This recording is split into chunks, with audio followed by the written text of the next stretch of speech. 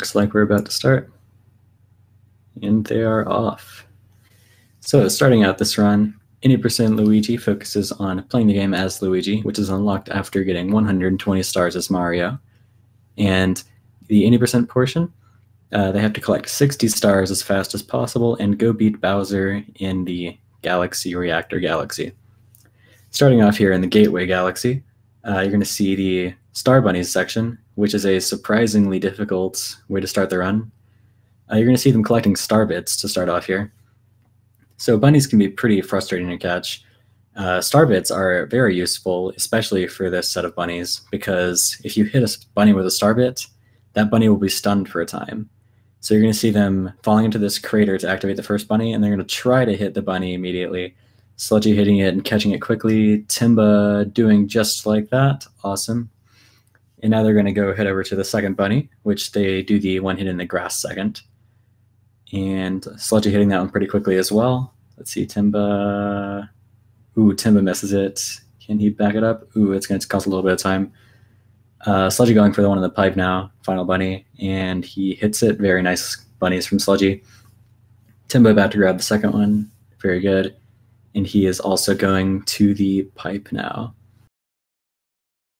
So getting into this, Sludgy is about to get over to the top of the first planet here, where he's going to get the ability to spin, which is also apparently the ability to travel through space. And that is going to be used throughout the run.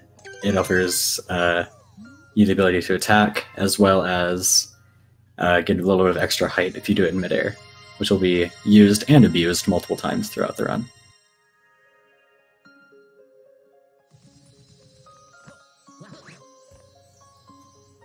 Timba just barely behind, getting up there.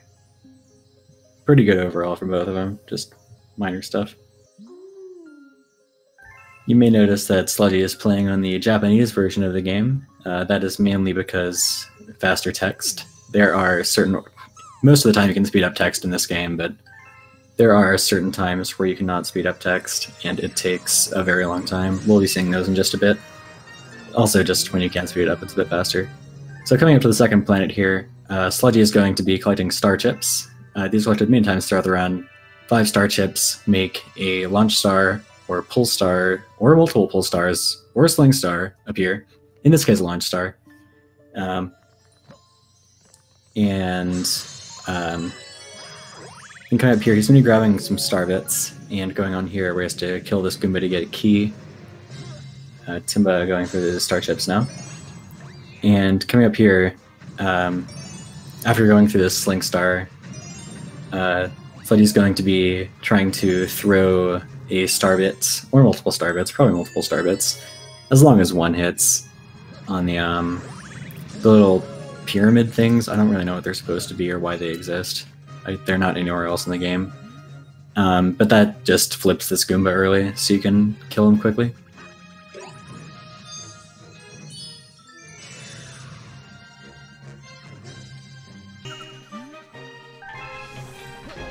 And coming up here, as he enters this planet, he's going to go for a jump. As soon as he enters, he gets it.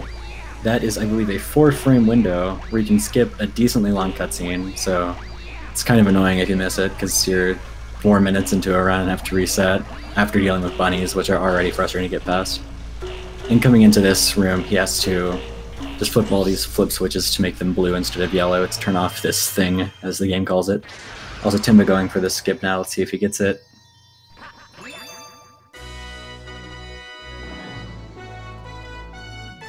Very nice. He's also going for a homing spin jump there, unfortunately anti-electricity. Homing spin pound, basically, if you shake right before you ground pound, you will home in on a nearby enemy or something. Ooh, gotta shoot it again, that's not good. And basically that can be used in a few locations to move slightly faster. That being one location. Also, unfortunately, missing a bit of a text skip there. There's a Luma there, and if you shake near him before he talks to you, then you will not have to hear that text box. You save like a couple seconds. So, Sludgy has a slight lead, nothing too major though, going into the end of the first star here. This is one of the longer sections of cutscenes in the game. Also, where we're going to see that text that doesn't move faster if you hold A or anything, so that's kind of frustrating. So basically this is just where we're going to be introduced to the Comet Observatory, which is the main hub of this game. So, you're wondering, why are they using Luigi for this run? This is Super Mario Galaxy after all. Well, I'll tell you, the reason for that, Luigi is a lot faster. Partially because, as Luigi, you don't have to play through about a 5-minute section at the beginning, with some playing and a lot of cutscenes. Before you get into space, they just let you skip that with Luigi, so that's 5 minutes right there. Plus, Luigi also runs faster and jumps higher, at the cost of the fact that he's a bit slippery to use. But it is much more useful than disadvantageous for using Luigi in this game.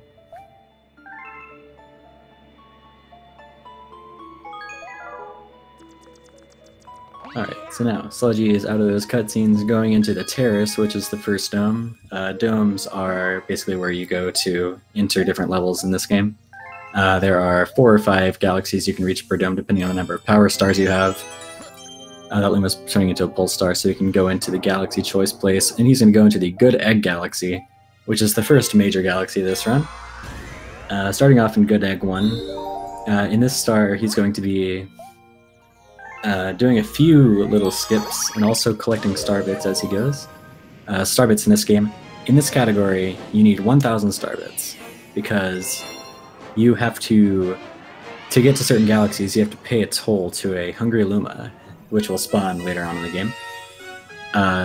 About between 20 and 30 stars in, I don't know the exact number, they're going to need 400, and then right towards the end of the run, they're going to need another 600. So it should be pretty reasonable to get to see him grabbing them as he goes. Another use of star bits is you can throw them at enemies to stun them. That will be used a few times for manipulation and just faster strats in general. You just saw Sludgy go for a triple jump there to get out of that first planet early without talking to the Luma. Slight fast strat there, definitely worth doing though. And then this planet here is very cycle-based, so if you mess up your movement, you might end up getting hit by a rock or getting stuck in the that darker mud stuff makes you go slower. And here you're going to see him doing a triple jump to get off of this planet. There are many locations in this game where you can just kind of jump up and escape the gravity of a planet, that being the first one. And that being another one right there. And Timba going into the Good Egg one now, going off to the Luma skip. And Sludgy flying over to the Dino Piranha boss fight. And Timba also having a very nice Luma skip using a long jump. That's another method of doing it. I'm not sure which one's faster. Probably... I'm not sure. The Dino Piranha fight, basically they have to go and hit Dino Piranha's tail as quickly as possible 4 times. The first just to crack the shell, the next 3 to actually hit his head with his own tail, which is kind of cruel considering he's a baby, but it's fine. He'll get a bit faster each time, and here we're going to see... oh, never mind, didn't do it. Ooh, Timba bouncing on the Octumba there, and having to use the vine to get up. Nothing major though. Also, a slight small skip Timba just did there. Long jump across that gap to get across. We barely didn't clear that height. Nicely recovered though.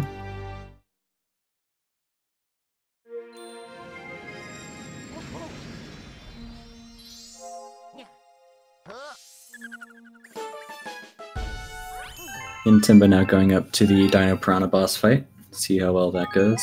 Sludgy is going to be doing a short little intermission between stars here to teach you about throwing star bits and using them for Lumas, as it will be useful in the 3rd star of the game, Good Egg 2.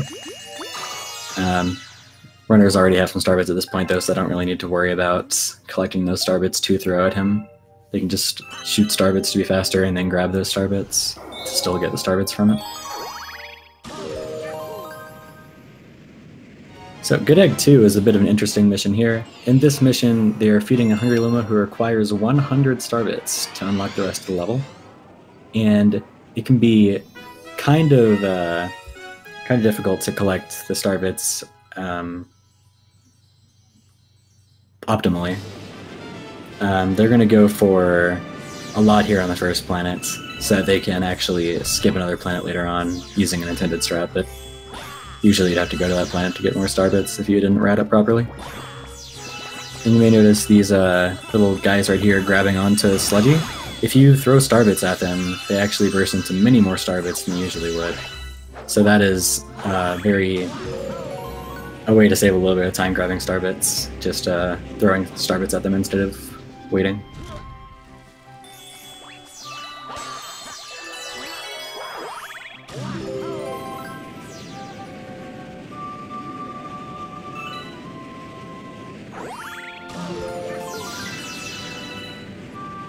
And your Sludgy is coming up to the planet with the first Hungry Luma. He has 82 star bits. That is more than enough. So he's just going to grab some from a couple crystals and then be on his way to the next the Luma to feed it and to get the Luma to turn into a planet, because that's how biology works.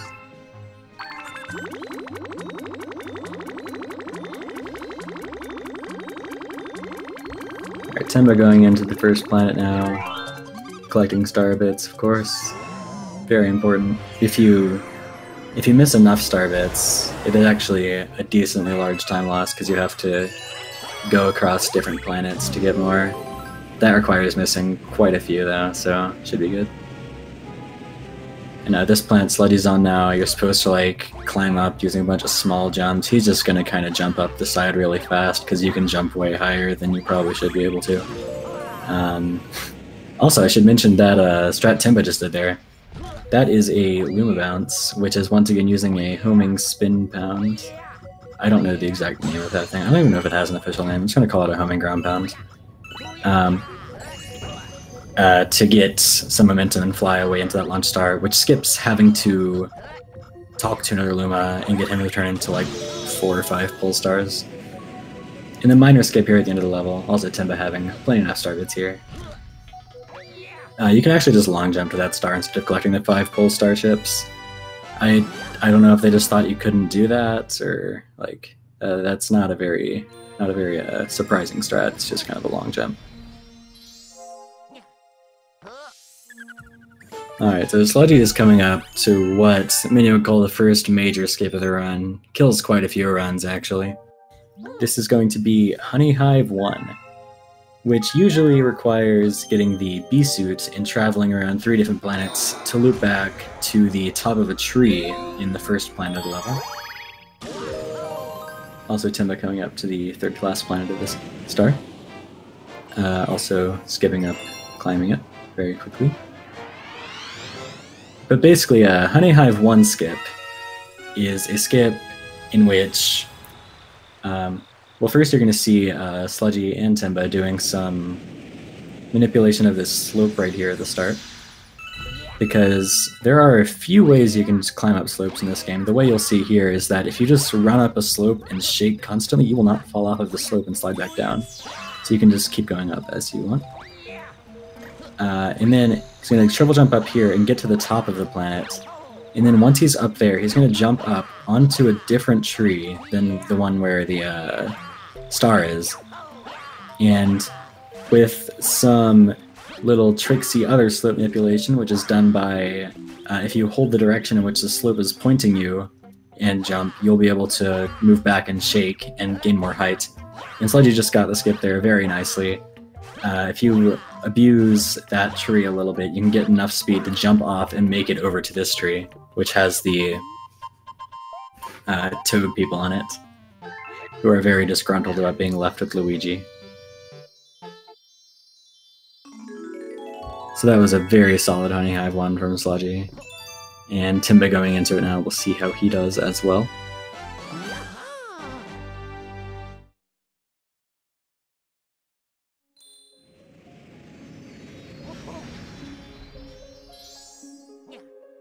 You notice a few times throughout the run, they'll show up at this little spot right next to Rosalina instead of in the domes where they were. That's because Rosalina has something stupid to say about tutorials or whatever. In this case, she's saying, "Oh look, there are toads here," because that definitely does anything important pertaining to the game. Alright, so Timba's climbing up the planet now. Let's see if he gets a good Honey Hive 1 skip here. So climbing up here, going up to these two places, these two things you're supposed to wall jump on. Getting up on the tree, no problem. Doing the slope abuse, and oop. Getting a bit more height, and he jumped. Ooh, he did not get the jump, but was able to recover and get back on the tree. Very nicely saved there. Unfortunately, if you miss the jump there, it's really easy to fall off. Luckily, Timba reacted really quickly and saved it. So Sludgy here is going to be climbing again to the top of the planet again. Also Timba getting Honey Hive 1 skip very nicely on the second try without falling.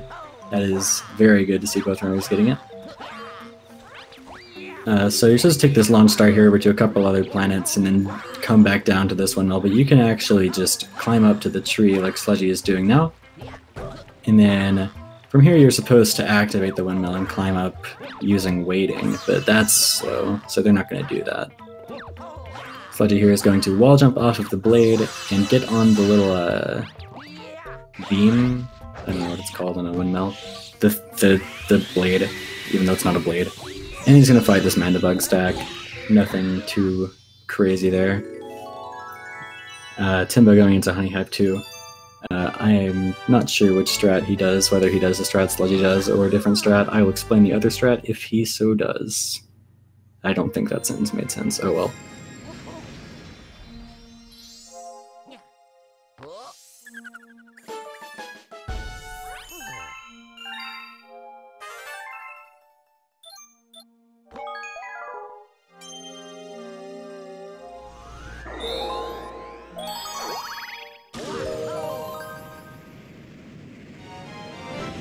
So, Timba going into Honey Hive 2 now, Sludgy into Honey Hive 3.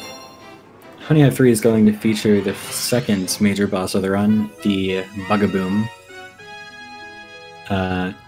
which is actually a lot shorter mission than the other two, the regular way. Also a very short mission in the speedrun. So, he's just going to kind of go around to the back of the planet here, bounce on that bee.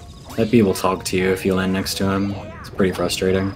He's like, oh my god, they are Mandibugs, we're doomed! And it doesn't really do anything interesting. So he's gonna come over here and talk to the queen. We didn't get to see her earlier, because you can skip it, and why would you do it? Okay, let's go ahead and see here what Timba's gonna do. Does he take a launch star? He does not take a launch star, he's also going for the backflip. Oop, not quite enough either. Also, minor stuff here, Sludgy is skipping these flowers because it's faster to fly with the bee. Which is surprising because the bee is extremely slow most of the time. But using the flowers will actually give you just a little bit of height, and you have to use the bee anyway. Timba using the platform for a bit of a safer backflip there. Good call. So the Bugaboom fight here, he's going to take to the air, and Sludgy is going to be going for a strat here where he uses the water to get rid of his bee suit, and then immediately does a triple jump into a homing ground pound, which, if performed correctly like that, will damage the Bugaboom quickly, faster than using the bee suit does. And let's see if he gets it again. Very nice Bugaboom fight by Sludgy.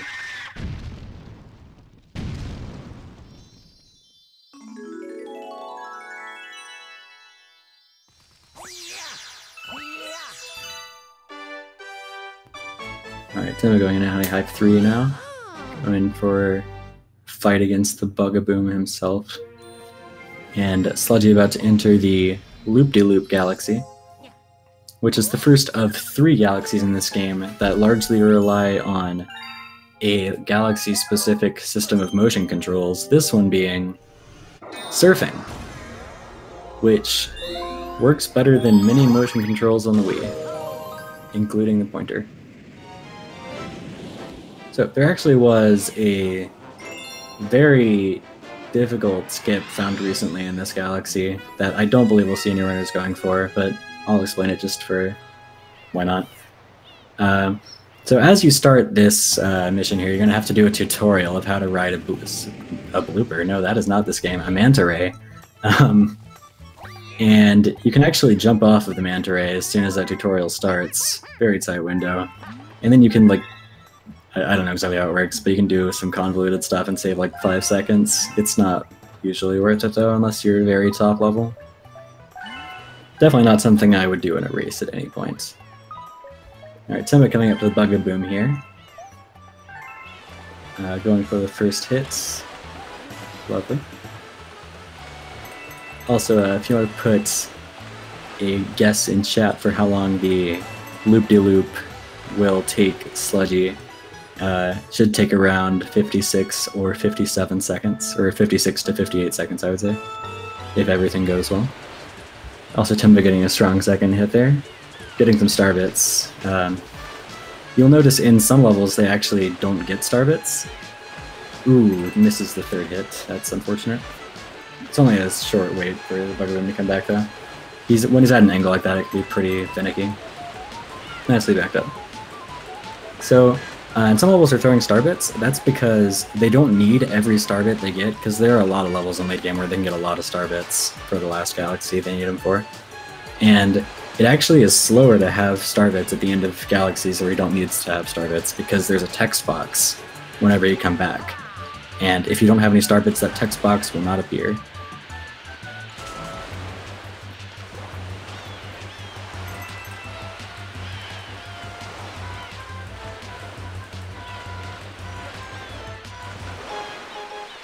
Sludgy finishing the loop-de-loop race with a 56.60. That is a very good time.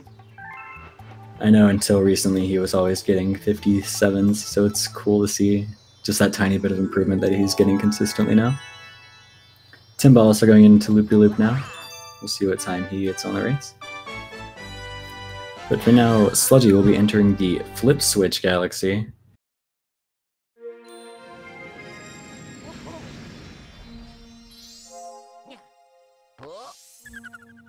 Which this galaxy is basically, each dome has kind of like a smaller galaxy right at the end. This is the one for the terrace. We'll see 4 of those galaxies being done in this run. This one is pretty simple, just have to go around the planet flipping flip switches. But in the run it's actually pretty interesting because there's a lot of cycles with lasers and little spiked platforms that move around. So precise movement is actually very important here, or else you'll lose cycles, and that wastes more time than just sloppy movement would, usually. So you're actually going to see Sludgy here going around, going close to where the star spawns, and then going around the side. Then he's going to try for a bit of a tricky jump here. Very nice. A lot of runners go for long jumps there, myself included, because it's much safer than doing that and barely lose any time. Also going for a triple jump at the end to get up to where the star spawns without having to rely on that trampoline. And he gets the star. Very nice. I did not notice any flaws in that flip switch myself, so that's very good to see. Timba here halfway through the loop-de-loop. Not really a race, just kind of a time trial, I guess you could say. So Sludgy's going to be on his way to the first of the Bowser Jr. galaxies, which each dome has a Bowser Jr. or Bowser Galaxy, except for the garden, which is the last one, because that one is the last dome and there's no need for one. This one features Megalag, which also starts off with a couple ways of doing a skip. So, also Timba getting a 58.30, not a bad time at all, very good. I'd say anything under like a minute there is what I would aim for most of the time. So as I said earlier, you can abuse gravity in this game pretty easily. And that is very apparent with this skip you're going to see here. There are a couple spots here on this first planet where you can triple jump and spin off of it. Sludgy going for one right at the start on this little platform here. And gets it first try. You can, as you can see, you can somehow get into the gravity field for the planet with Megalag very early and just walk over to the trigger for the fight to start. Because for some reason this planet's gravity field extends that far. That skips using a bullet bill to open a cage to get a launch star open.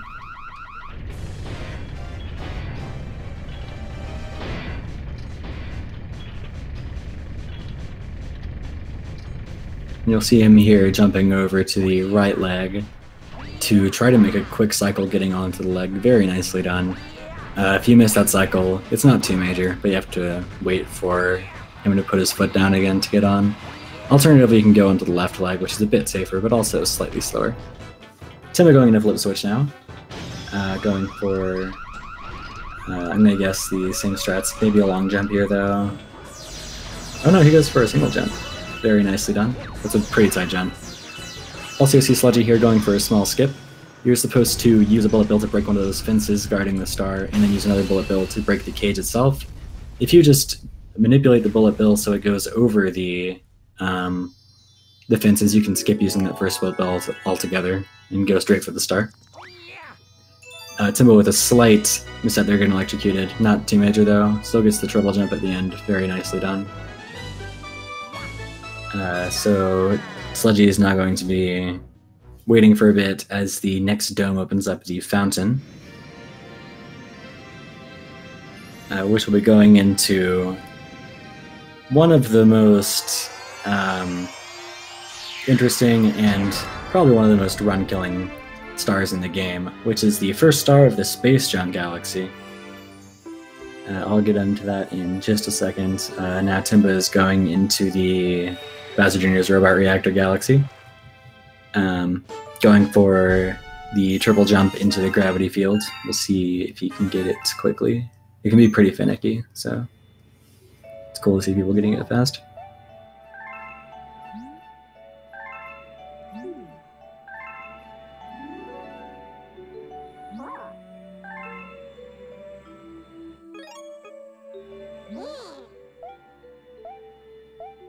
Tim going for the other strat here, which is to triple jump off of that cage, and he gets it first try. Very good triple jump there.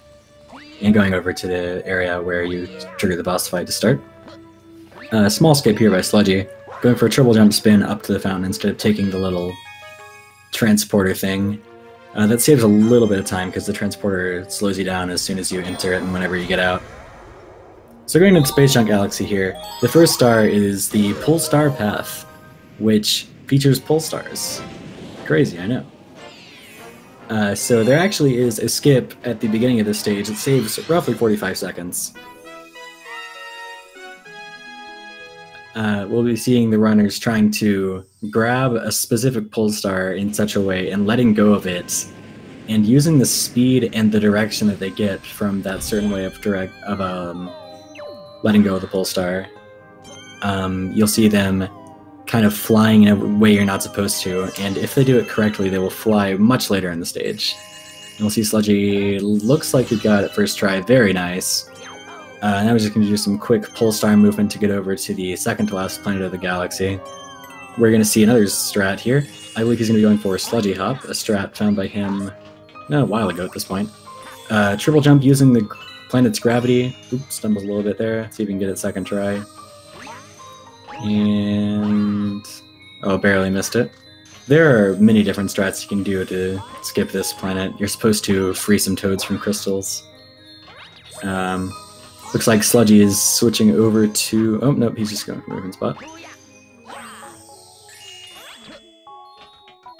Also Timba finishing the terrace. 28-25-ish, that's a really good time. There you go, Sludgy goes, getting Sludgy Hop. That is still pretty fast for Sludgy Hop. It can be pretty inconsistent because the well, it's consistent, but it's pretty precise. I don't know which strat we'll see Timba going for there. We will see it in just a bit. This last section here is going to feature some movement here to minimize the time it takes to get all 5 silver stars. 5 silver stars turn into a power star. There are a few uses of these throughout the run, this being the first. Also worth noting, Space Junk 1 has a comet later on, which is basically a challenge version of a star you've already completed. And this one is a speedy comet, but notable about it is if you die at any point, you have to start the entire star over. Which loses a lot of time if you die in that one, because you have to redo Space Junk 1 skip as well as whatever your preferred method of skipping freeing the toads is.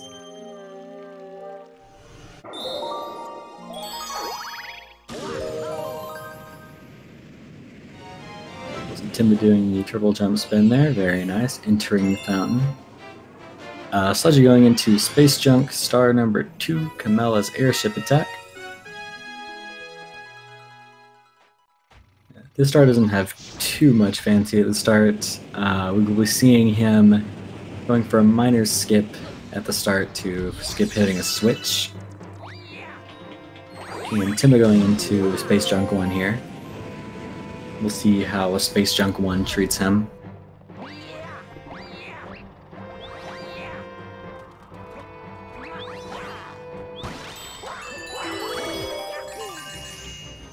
So right here you'll see Sludgy using a shell to open a chest. Shells in this run can be pretty annoying because they like to home in on stuff whether you want them to or not. Also Timba going for Space Junk 1 skip. Ooh, barely misses it. That is unfortunate. We're seeing him going for it again though. Shells, they home in on stuff whether you want it or not. Timba going for it. Oop, doesn't think it's good, so he's going back. And this time, oop, struggling a little bit here. He'll get it though. You also notice Sludgy just triple jumped up there to skip little thing. There he goes, getting Space Junk 1 skip. Very nice. If you triple jump up to this boss fight while carrying a shell instead of using that Sling Star, you can get an early hit instead of waiting for Camilla to spawn a shell herself.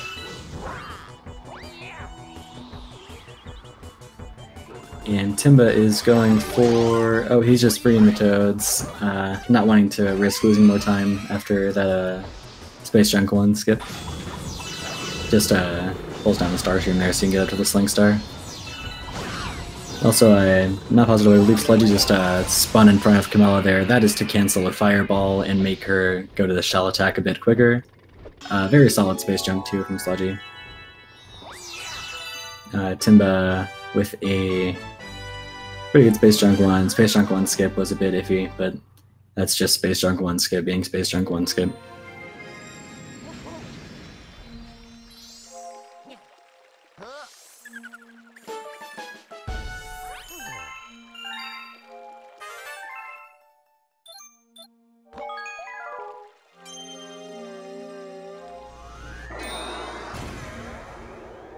So Sludgy now is opening up the Rolling Green Galaxy, which is the Fountains Galaxy that is entirely based on a unique set of motion controls that is only used in a couple galaxies in the game. In this case, rolling on a ball, which also works surprisingly well. Overall, this level is not too different from what you would see in a normal playthrough of the game. There's one small skip we'll be seeing Sludgy go for here, which is, you'll notice on that second little platform there are some rails on the way down. Sludgy will be jumping down from the top of that platform right onto the rails to save a couple seconds. Ever after this tutorial, of course, because you can't just skip tutorials in games, that'd be crazy. Actually, you can skip this tutorial, but it's not useful in any percent, only in the 1 categories, and 242. So you saw him jumping onto the rails there, very nice. And then the rest of this galaxy is pretty much just rolling to the end. Timba going for the long jump across from that airship. Very good jump. Hits the box, gets a Sling Star. We'll see how the shell treats him now if it feels like homing in on the Magic Koopa. It does not feel like homing in on the Magic Koopa. Greatly appreciated. That's not really the shell, that's just him throwing it a certain way, but you can pretend it's the shell's fault, because the shell is terrible. Sludgy with a good Rolling Green Galaxy. You saw him spinning after he popped the ball. That's because it gets you a bit closer to the flagpole with the star on it a bit quicker.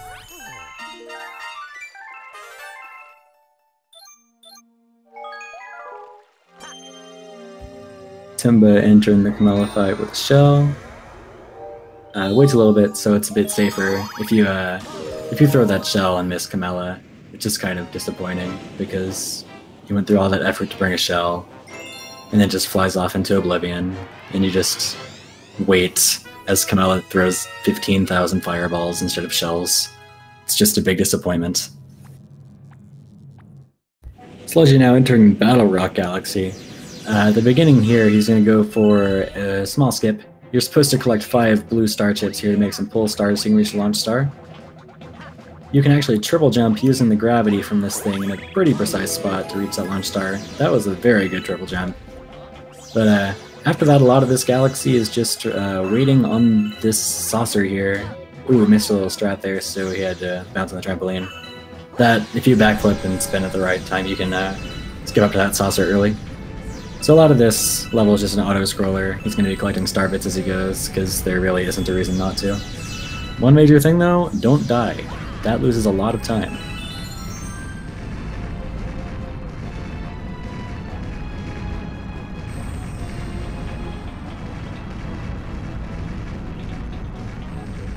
Timba now going into the rolling green galaxy here. Sludgy just kind of killing time while he waits, doing some acrobatics for the fans.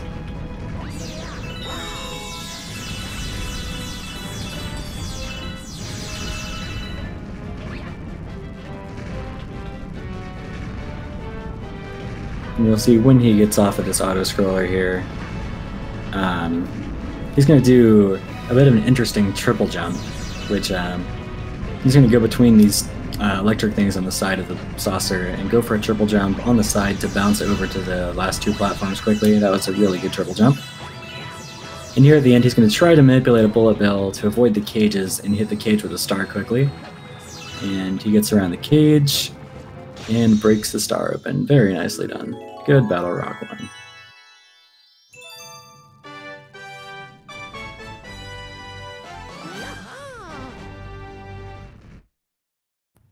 Timba about to finish up the rolling green galaxy here.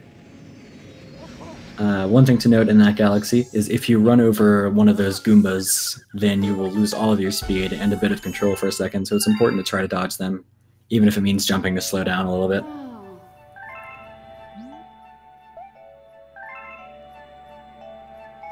Sludgy now witnessing the appearance of prankster comets. Oh no, crazy.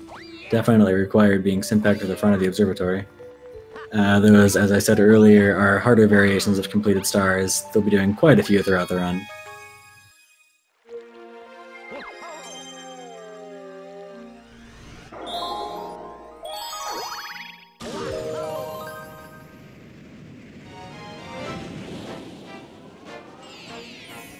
Sludgy now going into Battle Rock 2, breaking into the Battle Rock.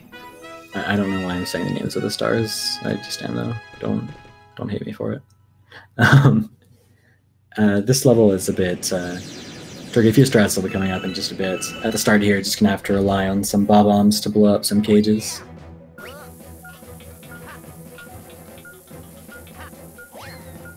And Timba going for the triple jump here. We'll see if he can get it quickly. 1, 2, and 3. Very good triple jump.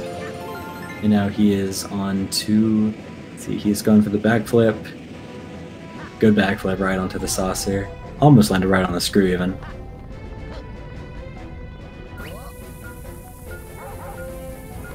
So coming up here, you'll see Sludgy is breaking this cage, and then after he talks to Luma, he's going to be looking up for a second. And that is because launch stars in this game are not active immediately when they spawn. They have to be on camera for a certain amount of time for you to be able to use them. And naturally, when you use that sling star to get the launch star, you have to fly up and then back down because the launch star hasn't been on camera long enough. But if you look up for that, you can just barely look at it for enough time that you can get into it immediately. It saves a little bit of time, but definitely worth trying for.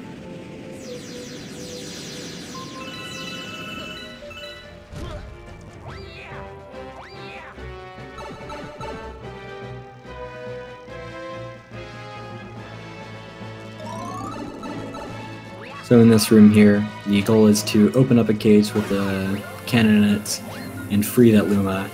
You'll see Sludgy looking up here. That is to... also, things do not move when they're not on camera. So he is looking long enough at that crystal for the Luma to be in a particular spot, so he can just immediately shoot, hit both the crystals and free the Luma, and immediately shake to get into Launch Star. It loses a decent amount of time because you have to free another cannon if you miss that. Also, Timba getting the bullet bill up to the cage, no problem. Very good Battle Rock 1 from both players. Okay, after the last planet of Battle Rock 2, just gotta open up another cannon and shoot to the stars. Except singular, there's only one star there. It would be kind of annoying if there were 2 stars there, because you'd have to come back for the second one, because you can't get 2 stars at once.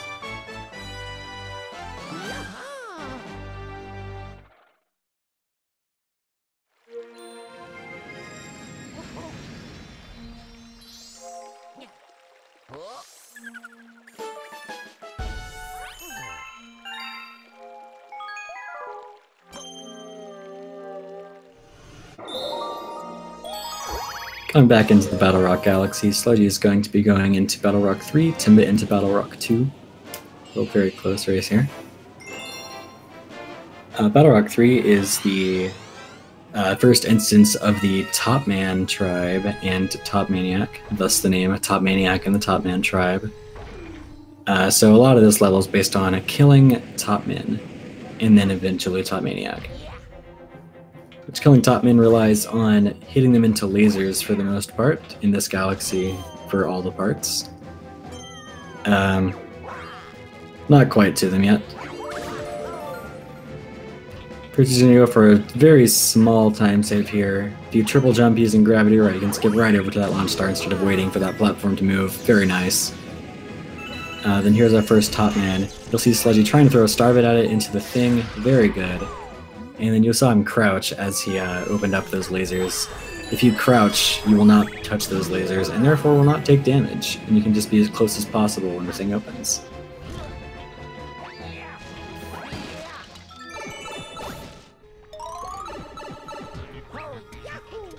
Decently large skip in this 2D section here. Sludgy's going to go for a triple jump right into that upper field of gravity. That skip's going around that room for a bit.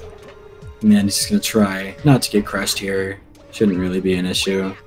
Going for a triple jump at the end there to not have to use the trampoline. Timba going through this little pulled star field.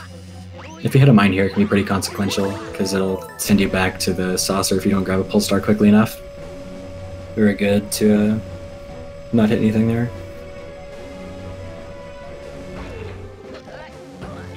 Here, Sludgy's going to be aiming for that Top Man with a a star bit, and go with the other one to open that door as quickly as possible. Jumped and ground pounded before the thing even opened, because gravity changes immediately whenever it opens. You can just go into the launch star super fast.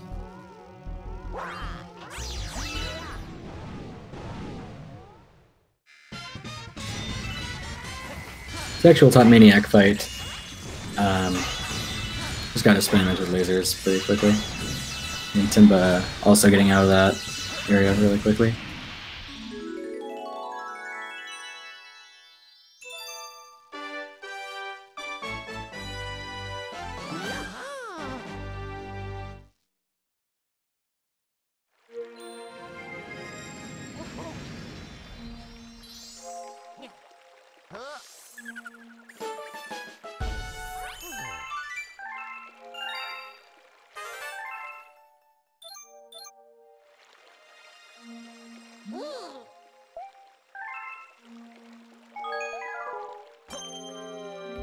So Sludgy coming up now to the first of the 3 Bowser Galaxies.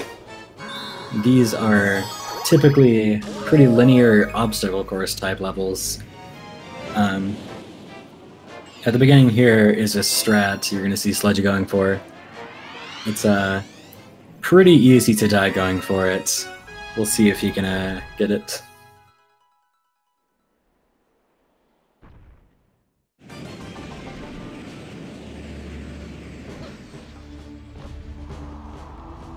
He's going to line up here and go for a backflip. Ooh, looks like he died. That's unfortunate. I guess it happens, though. Oh, what's this? He's over here now. That's crazy. Yeah, if you die there, you can actually fall into a different black hole than you're supposed to fall from over there and skip a small chunk of the level. Doing a long jump there to skip some gravity. Puzzles.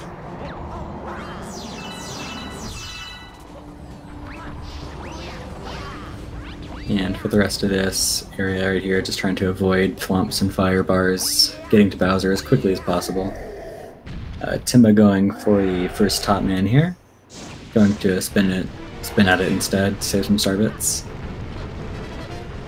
You can also long jump right up to this platform with Bowser early. That saves walking up the last section there. Timba about to go for the 2D section skip. See if he can get that triple jump.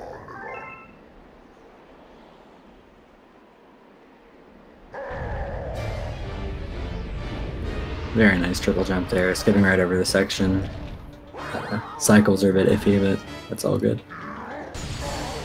Bowser fights revolve around getting Bowser to jump on these the light blue parts where the lava is touching, so he burns himself, and they just have to spin into him. Timba going for a triple jump here. Getting into that sling start early, not having to use the trampoline, saves a small amount of time. Definitely worth it. It's also worth noting Bowser doesn't really like to run in straight lines whenever you're chasing him down here in the fights. It can be pretty difficult to predict what he's going to do exactly. You also see Sludgy spinning into him when he's shooting fireballs. That saves a little bit of time, so I'll cut off his fireball attack early. Sludgy coming in with a very solid Bowser 1. That was a very good stage overall. Timba doing Top Maniac here. Goal of this fight, just gotta jump on Top Maniac and hit him into the lasers. Obviously, if you don't jump on him, you will touch the spikes on the side of him when you spin into him, which is painful, so don't do it. Oop, almost got hit there. Very good Top Maniac.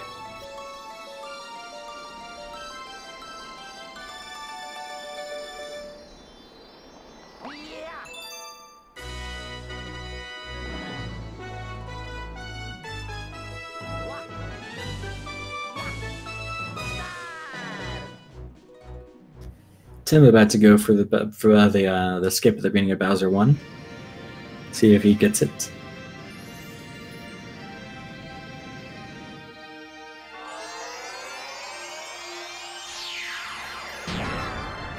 You'll also notice the runners are not saving between each star. It actually wastes a few seconds per save, so really want to try to avoid that as much as possible. Because they'll lose minutes over the course of the run if they accidentally hit yes 60 times.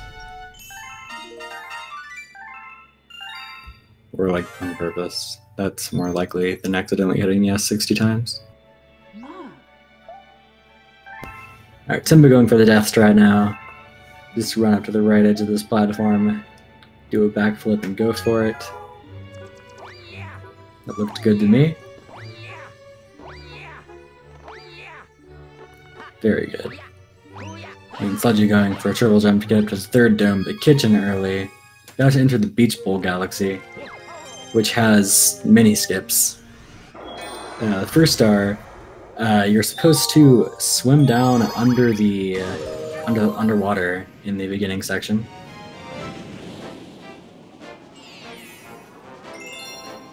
And collect star chips to make a launch star that sends you up to the top of the level. However, there is a surprisingly not too difficult way to reach the top section without using star chips by simply climbing a tree and backflipping off of it. Also Timba getting the early Bowser, very nice. So doing this skip, you just Sludgy's triple jumping up and getting on this leaf and backflipping, which also adjusts a property called tilt that you don't usually know about. It's used a couple times in runs, this being one of... I actually think this might be the only one in this run, this category. Basically allows him to jump a little bit higher when he messes with it as such, so he's able to get up to the top with the triple jump there. If you don't get the proper change tilt, you can jump on the top of the waterfall to climb up.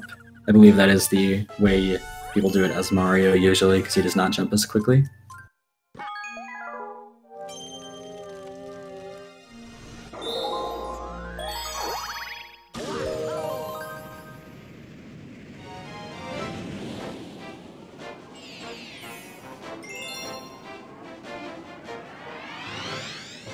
Timba coming in with the second hit of Bowser here, going on to the last phase.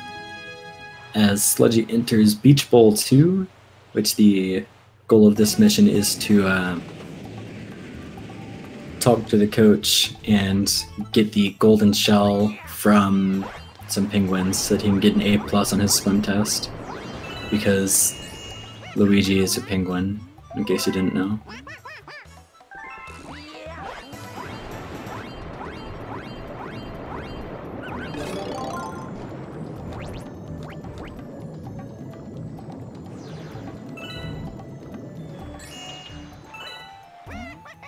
Getting a bit of an iffy landing there, landing on the tiny shore next to the little pier where the penguin's standing. I don't think I've ever actually seen anyone land there. So that's interesting.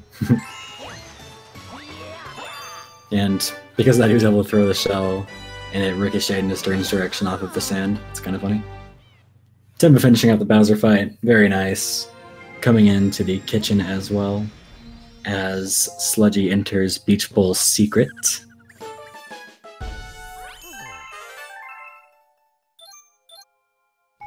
Go ahead and mention each of the galaxies that have 3 main stars have at least 1 hidden star.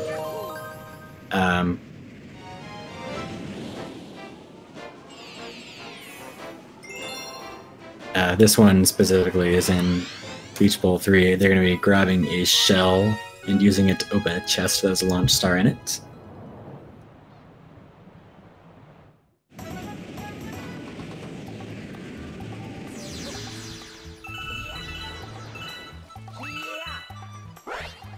And with reference to an upcoming thing you're going to be seeing in this star from Sludgy, an interesting property that you probably wouldn't know about unless you speedrun this game is that when you're using Luigi, heck, you might not even know this is possible. Did you know that you can spin to shake with the nunchuck?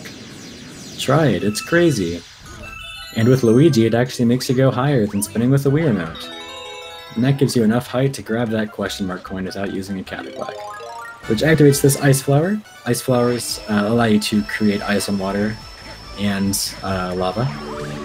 You also saw him doing a long jump while ice skating. That is the fastest form of movement, I believe, everywhere except maybe underwater. We'll be getting into that later. Ooh, Sludgy not quite getting up on that ledge. Going for a start where you backflip there, getting enough momentum to get the star without using the Cataquack. Timba about to go for the tree jump to get up to the top of this planet here. Slides off the tree a little bit, that's no big deal. And backflips up.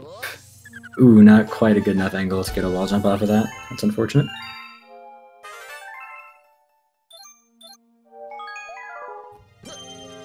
Tree is giving him some issues. There he goes. And going for the triple jump. And very nice.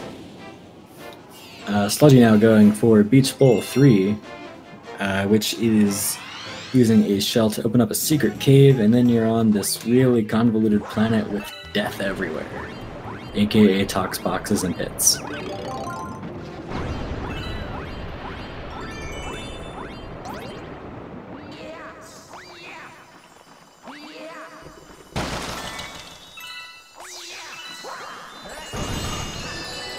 So for this planet, there's going to be a lot of little skips everywhere, and one decently large skip at the end. So you're going to see him long jumping off to the side here to skip a small loop around the planet. He's going to jump over this tox box so he doesn't have to wait for it. He's going to long jump across right over to this last jump here. He's going to try to jump very precise position and angle on this rock. Wow, he got that without a wall jump. I didn't even know you could do that. Huh. He got a ledge grab. That's actually really cool. That wall is very finicky. Usually you have to go for a wall jump for that, which is very precise. It does not like to cooperate. Sludgy having a very solid Beach Bowl 3 there, though. And Timba going for the gold shell challenge here.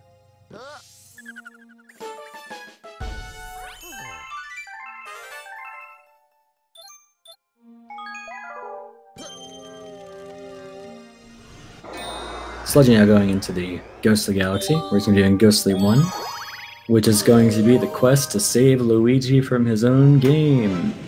It is from a mansion. It's a haunted mansion, and Luigi's in it. You have to save him.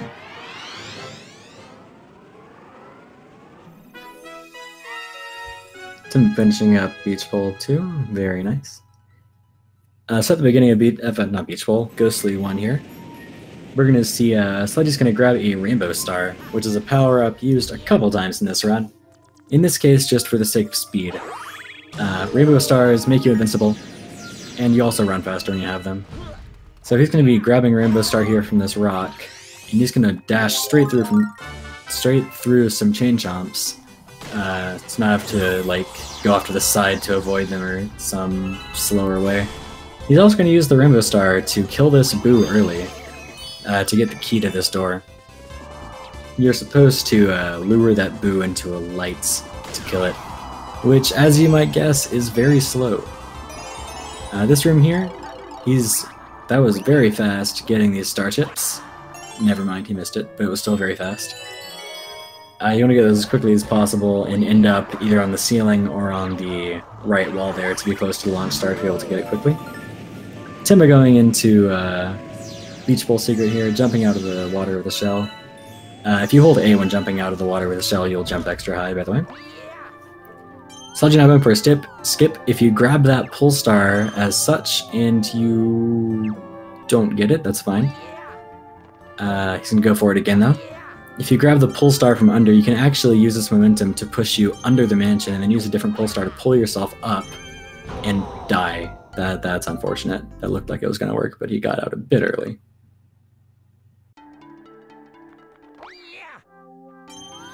You can use a pull star to pull yourself up and skip getting that key as well as one room of the mansion. Saves a little bit of time. Also, the lights here are not fully like working because you're not supposed to get in the room that early. Timba finishing Beach Bowl secret using the Cataquack. That backflip strat Sludgy did. Not too many people go for it, it's a bit risky.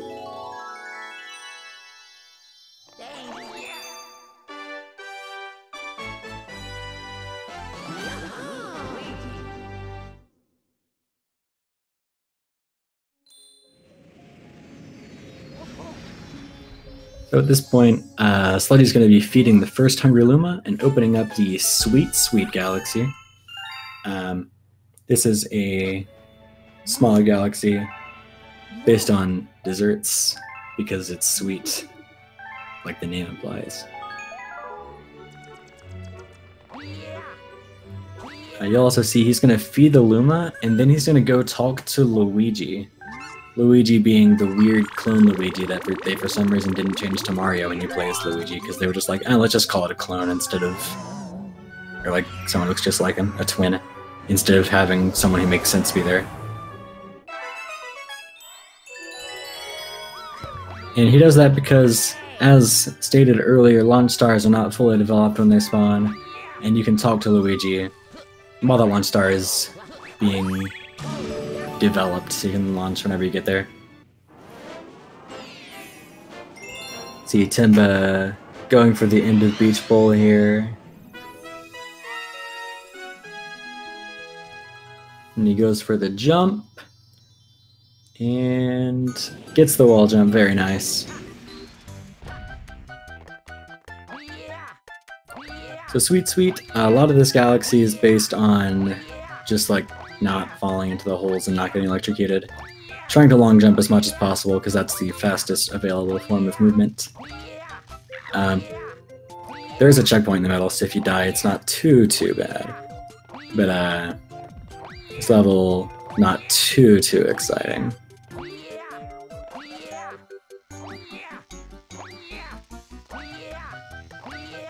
You know, to the end, just gonna grab the star off piece of cake.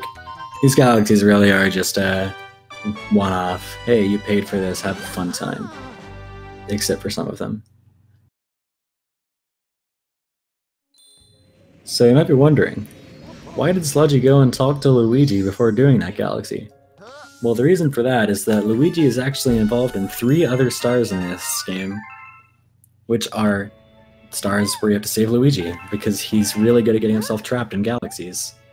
I don't know where he's finding all the stars he finds, so it's pretty impressive. I also don't know how he's sending mail. Well, I guess it kind of makes sense in the Good Egg Galaxy. You could have just like put it in Yoshi's mailbox, but like the other ones don't make as much sense. This is actually the shortest star in the game.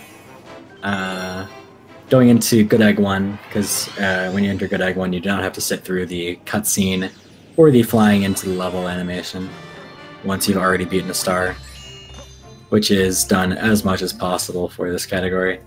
This star consists of just jumping onto the roof, because they made the roof low enough that you don't have to kick that pipe like you're supposed to. Good job, designers.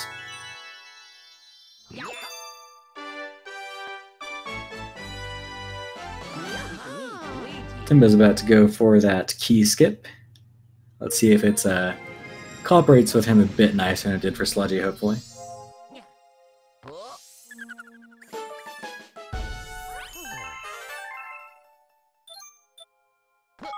And he jumps, grabs the pull star, and that looks good to me. And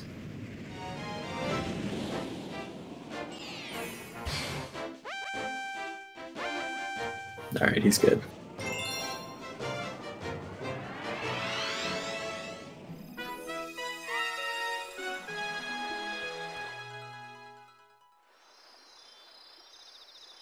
Sludgy now going into the first Cosmic Comet of the run, which is Honey Hive Cosmic Comet. Get the frame perfect jump at the start. Basically, if you jump on a certain one-frame window when you enter a level, you can jump slightly farther than not moving at all. It really only saves time significantly in 1 star, which is later. And you can see he's turning yellow at the beginning of this race. If you hold down the Z button before you start, and hit A right as the timer starts, I believe it's a 5 or so frame window to actually start. I don't know why they made it that tight. You can get a little boost there.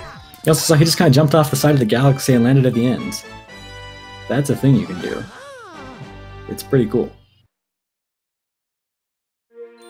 Skips pretty much the entire race, actually. So, definitely fast.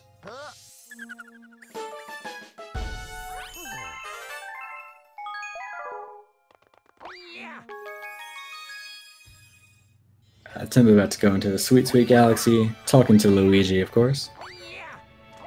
And Sludgy now going back into the kitchen to do the Comet in Beach Bowl, which is one of 2 fast foe comets in the game.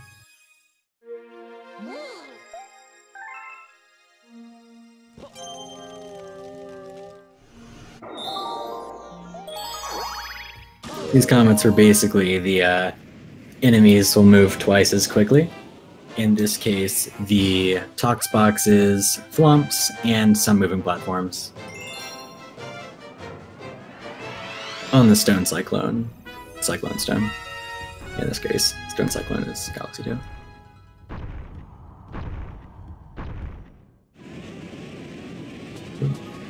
Timba narrowly avoiding getting electrocuted there. Definitely, I believe, better to take that than to get electrocuted. So he's doing some different strats here, because there's not enough time to do the faster strats from the original mission here, as well as cycles being different, of course, because the things are moving different speeds. Going for the skip again, let's see if it is as nice to him as it was earlier. It is, he ledge grabbed again. Wow, I did not know.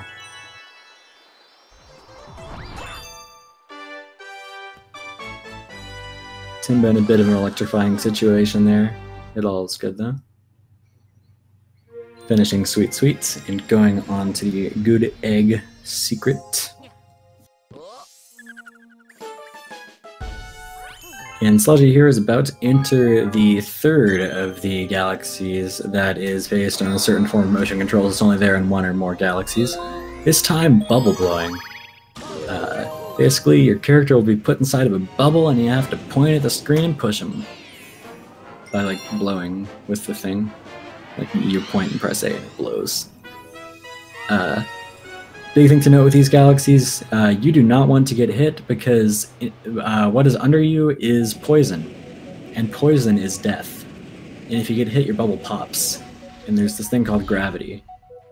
Gravity's bad if you're over poison, trust me. Sludgy almost just landed in the poison right there. Luckily he didn't though.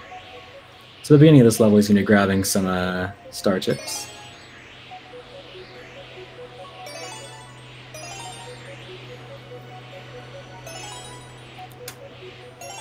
Got a bit of a cycle here to make with that mine. Don't want to hit that mine. It barely makes it. And coming up to the second half of this level, you're not going to see much of it, because you can skip the second half of this level. If you backflip right about here, you can land up on these rocks and long jump right to the start. Very convenient.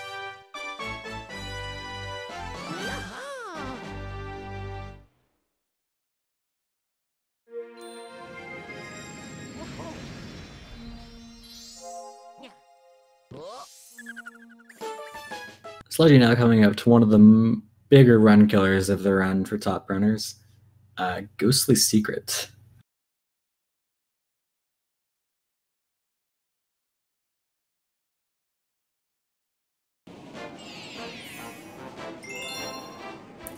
So this star features going through a mansion-like area, except a lot of it's missing, and is supposed to be auto-scrollers, which auto-scrollers are bad. Fun fact for all you people who are new to speedrunning. So he's going to try to ignore as many of them as possible, using skips. Also, Timba starting up the Honey Hive race here. See, does he get the boost? He does, going super fast. Going for the jump here. See if he gets it. Plays it a bit safe so he doesn't get too much speed. If you have too much speed there, you will not land back on the platform, so it's way better to play safe than sorry. You'll see Sludgy jumping around that door there, because that just wasn't thought through very well. Okay, so this strat right here. There are areas above the doors here that are solid. If you grab the keys, the areas you can stand are a lot smaller. And unfortunately, Sludgy fell there. The area you can land is very unforgiving. And unfortunately, he just fell out there. He's going to go for it again, though. What makes this difficult mainly is, of course, you cannot see what you're doing. Also, sometimes you'll just kind of die when you backflip like that. This strat is terrible.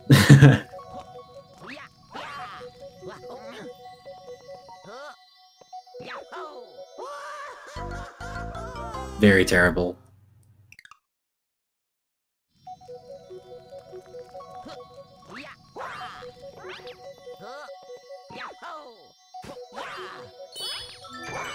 Ooh, grabbed the key there, so the door is a lot smaller. He is opting now just to go through the auto-scroller, take the time loss. Ghostly S does this. It likes to kill you. He's gonna go for another strat there, a backup. Unfortunately, he flew over the door and fell out again. Reminder, this strat is extremely terrible. Okay, he's going for it again. Backflips off, lands an invisible thing, jumps off before the door becomes smaller. Manages to get a jump, wall jumps off of that, grabs the key, gets to the star. I didn't see any failed attempts there. That looked like a first try attempt to me.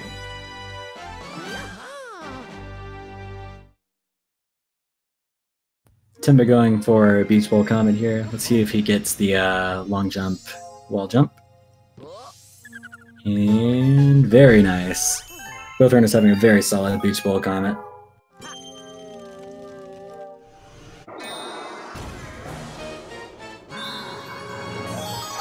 Sludgy now entering Bowser Jr.'s Airship Armada, second of the Bowser Jr. stages. This stage has a small skip at the beginning here. Basically, you're shooting between different airships using cannons to landing on poles or pole stars. And I guess the designers just didn't realize that you can aim to the side at the start and skip one of the ships. If you just grab the pole star above the third ship. Pretty, not too difficult strat.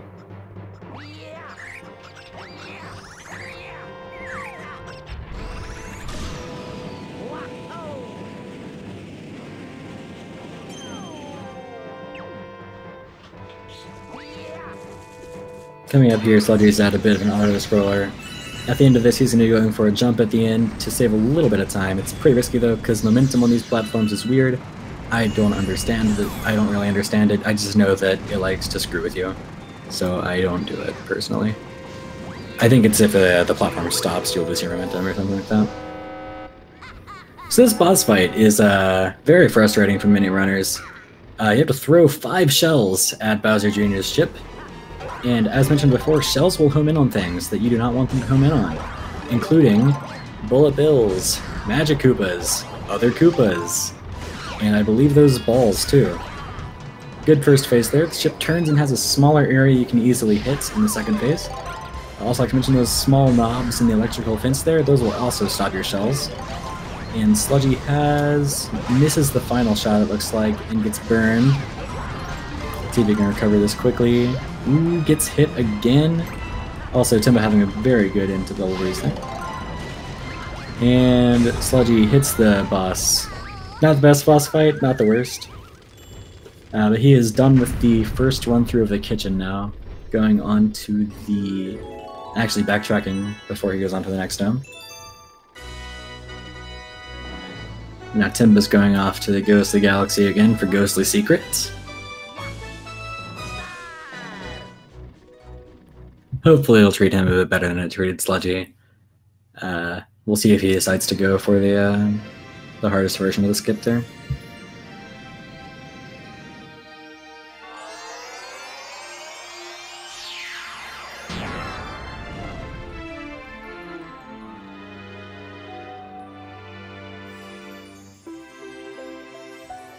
Sludgy is now opening up Bedroom, which will have many of the remaining stars as you do all the available stars in 2 of the larger galaxies there, as well as a couple other stars.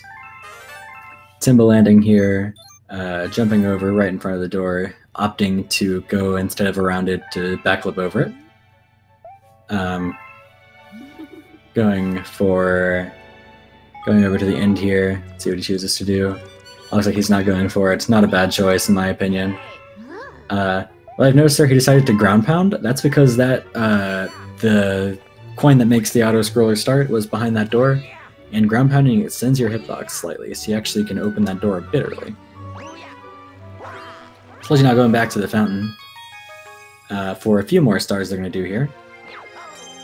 Also, I was looking at Timba's screen, but I'm assuming he went and talked to Toad, because he needs a letter from Luigi.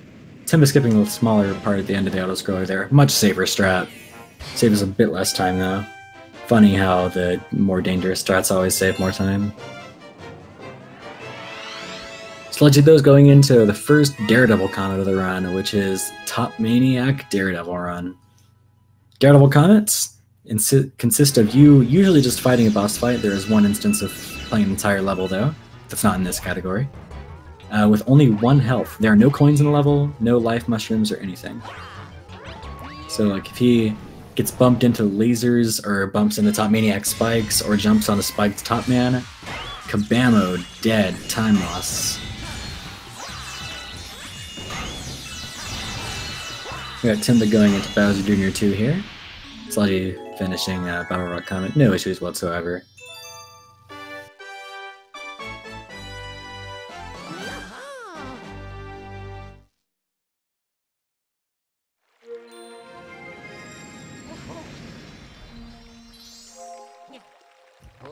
Timba skipping the second shiv very quickly, grabbing that pull star.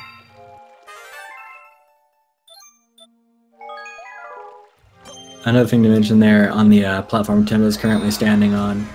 Those cannonballs, if you're worried about getting hit by them, you can see what Timba's doing there. He's just ducking. Those cannonballs cannot hit you if you duck. Very interesting. There are lots of places in this game actually where if you duck, cannonballs won't be able to hit you. Sludgy going into the Hurry Scurry Galaxy while Timba fights Bowser Jr. here. Hurry Scurry Galaxy basically consists of avoiding shrinking platforms killing you while you collect musical notes. Timba getting the first hit. Looks like a solid first phase. I didn't see all of it. Let's see if the Koopa Shells cooperate here. Gets the 4th hit cleanly. I know Sludgy stepped a little bit off his path there to get that musical note to strengthen the platforms early. That's because you can walk off quickly if you end on that musical note there, and the star appears in the middle, so you can walk off quickly and just ground pound right to the star. Timba finishing up the Kitchen 2. Very good Bowser Jr. fight, I believe. And now that is done.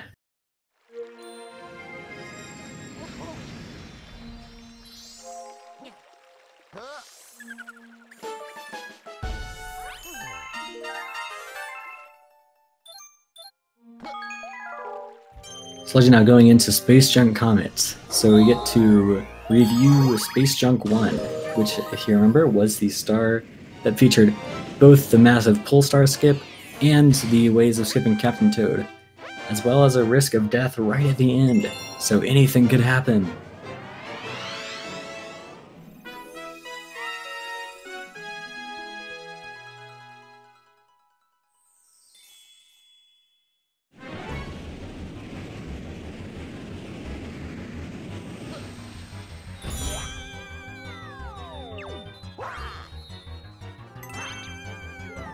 See Sludgy going through the pull stars yet again. Let's see if he gets Space Junk 1 skip.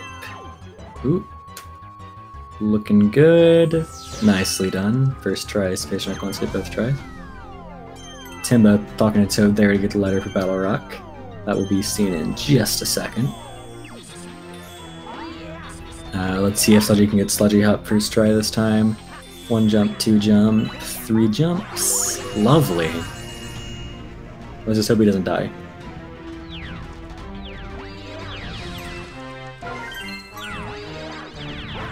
Timba going into Battle Rock Daredevil here, facing off with Top Maniac.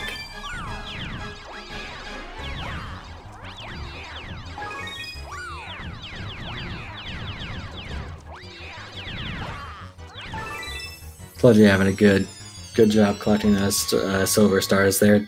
Jumping back to this star here in just a sec.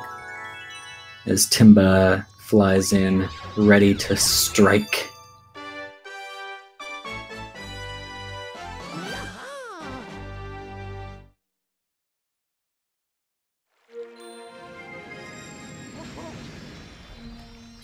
Sludgy about to finish up the fountain here for this category, going into the Battle Rock letter. Ooh, Timba getting hit by Top Maniac, unfortunately. That is a decently large time loss. That is very unfortunate to see. Sludgy going into Battle Rock to save Luigi, who managed to send a letter from inside of a cage, because this game makes sense. He has to go for that triple jump again, and no issues there whatsoever. And this level really turns into more starbit grinding while waiting for the platform to move again. By the time Sludgy gets the backflip strat, no problems. As Timba finishes up Battle Rock Comet.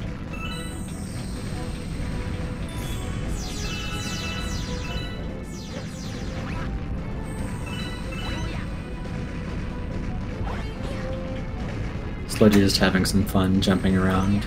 Triple jumps are a good way to kill time. I'm sure anyone would agree to that, especially when you can screw with gravity as much as you can on this thing.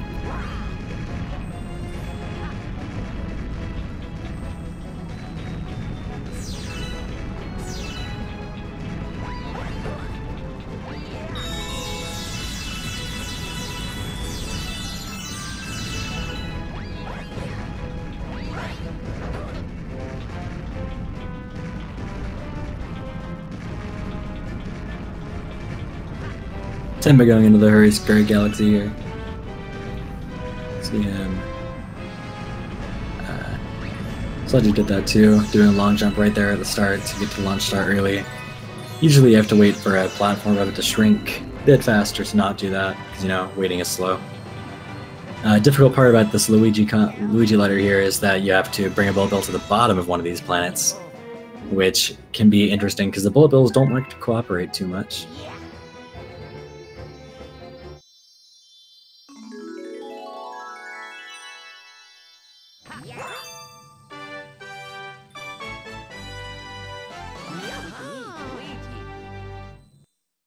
Both of them finishing their stars very strongly there.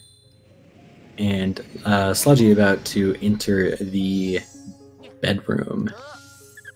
I almost said Beach Bowl Galaxy. That would have been a strange thing to say at this situation.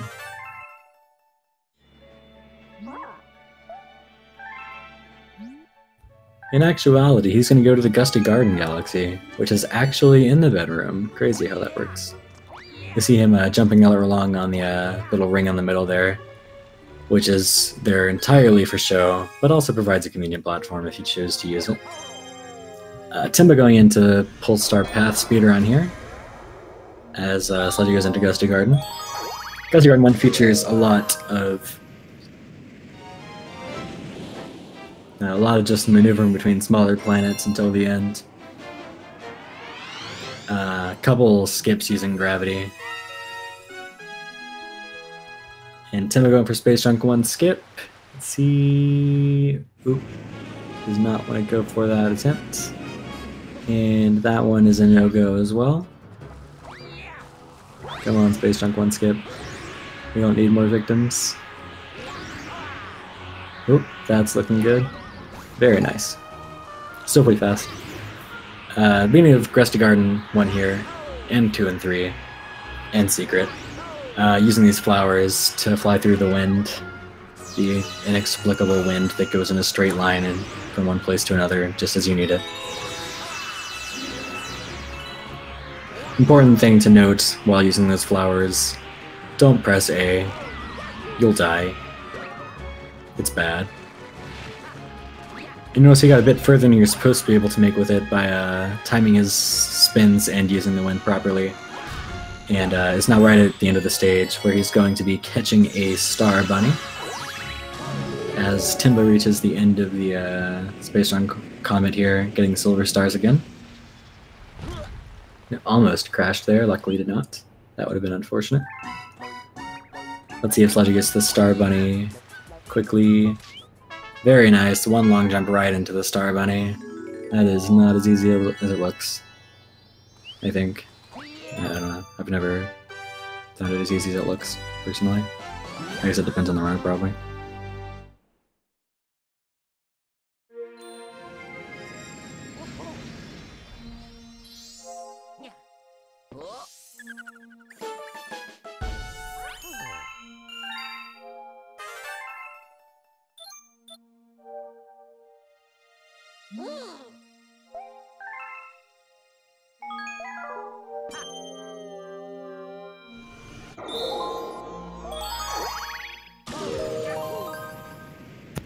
Timba going for Battle Rock, Luigi, while Sludgy goes for Gusty Garden star number 2. Let's see if Timba gets that triple jump quickly.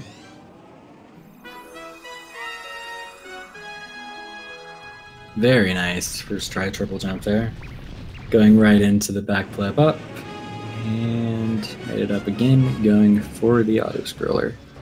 While Sludgy is going into more flowers here, gonna go into this star actually has a couple of interesting planets for the run here. There are some moles in this galaxy that run on cycles, and it's very important to get them wherever you plan them in your cycle, because if you get behind on your cycle, it is decently annoying to track them down and kill them, especially on the second planet here.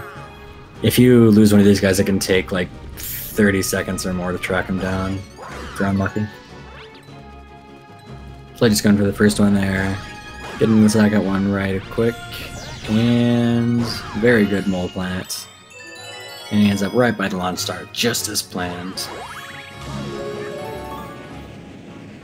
Now coming up to the unexplained apple planets. I really don't know why they're here. They're just kind of some planets that are apples with a worm in them. You have to hit the stumps to make the worm come out. It's not explained. It's just a worm. Don't question it. Timba going for the bullet bill. Let's see. Does not crash and goes right into the cage. Very nice. Sludgy going for a small skip here. You can triple jump to skip getting the worm out of the apple for the last bit. You can also do that with the backflip. Triple jump is faster though. Backflip is a good backup if you miss it. So, finishing off this star, we have a boss fight against Major Burrows. He's a big mole.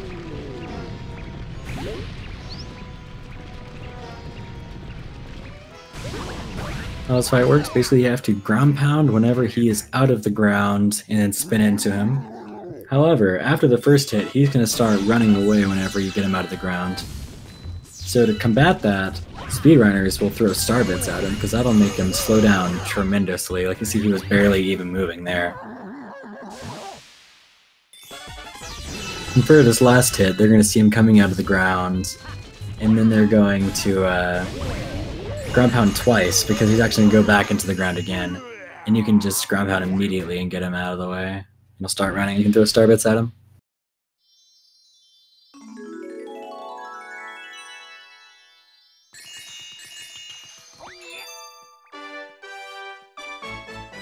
Timba coming into the Gusty Garden Galaxy here.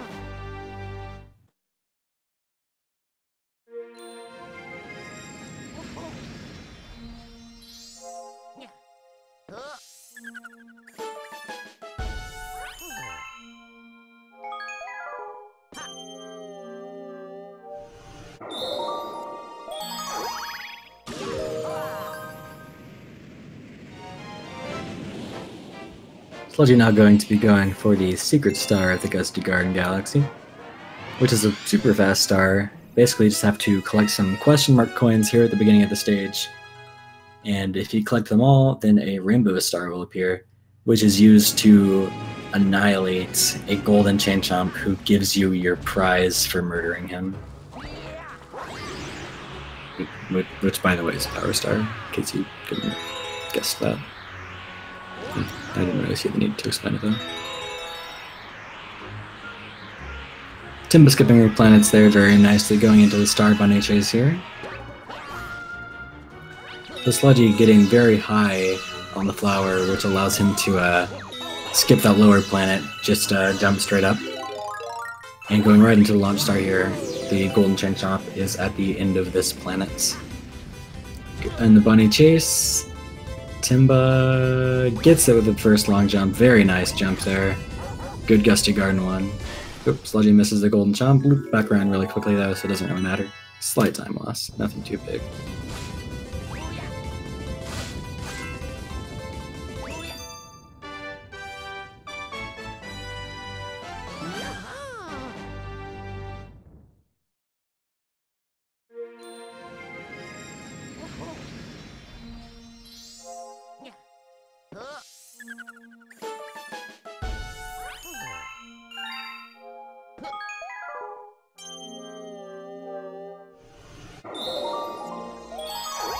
Sludgy now going into Gusty Garden 3 as Timba goes into Gusty Garden 2.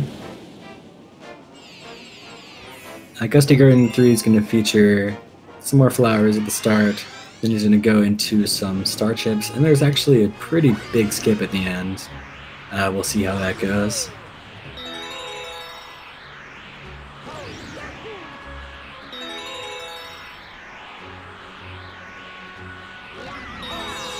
See Sludgy getting pretty high, once again skipping that lower planet. Saves a very small amount of time, but definitely worth it if you can get it, because you have to wait for the piranha plant down there, Vine, to fully spawn to get up to the top planet if you don't use the flower to get up.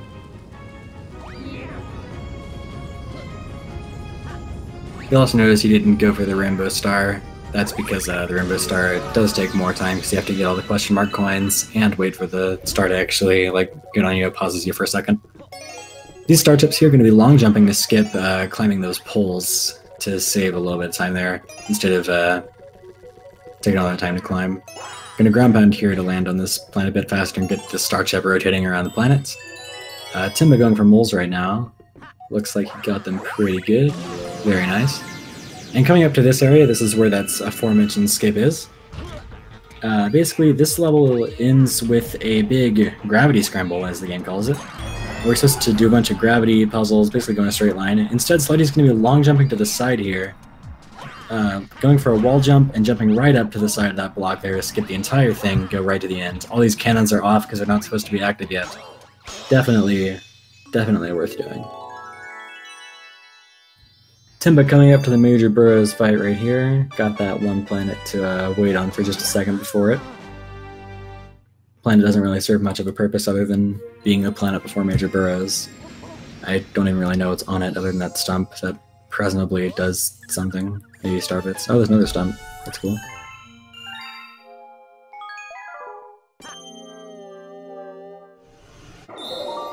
Sludgy now going into Gusty Garden Comet, which is a daredevil comet of Major Burrows.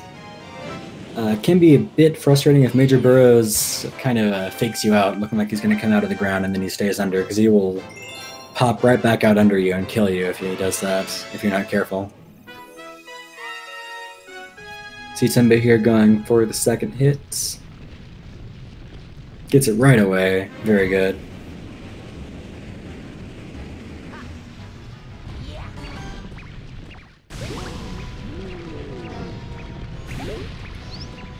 And getting double ground pound, and Major Burrows is out of there. Sludgy going for the first hit of Major Burrows. Right as Timba's grabbing that star.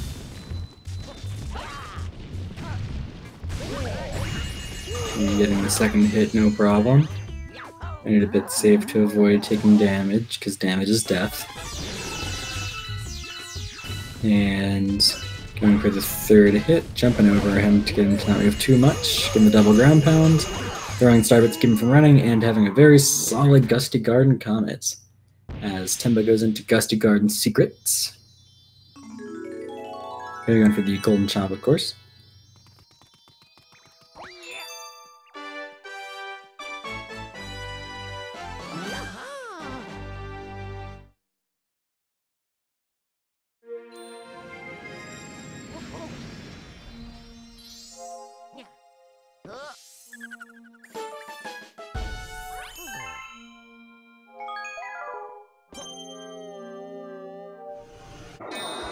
And now Sludgy is going to be heading off to the Freeze Flame Galaxy, a favorite on both casual players and speedrunners.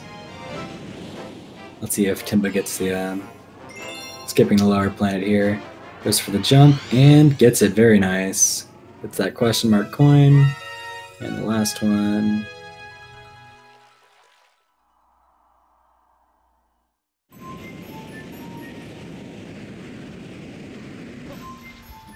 Not sure quite which star Sludgy's going to go for here. Runners can really choose whether they want to Freeze Flame 1 or Secret here.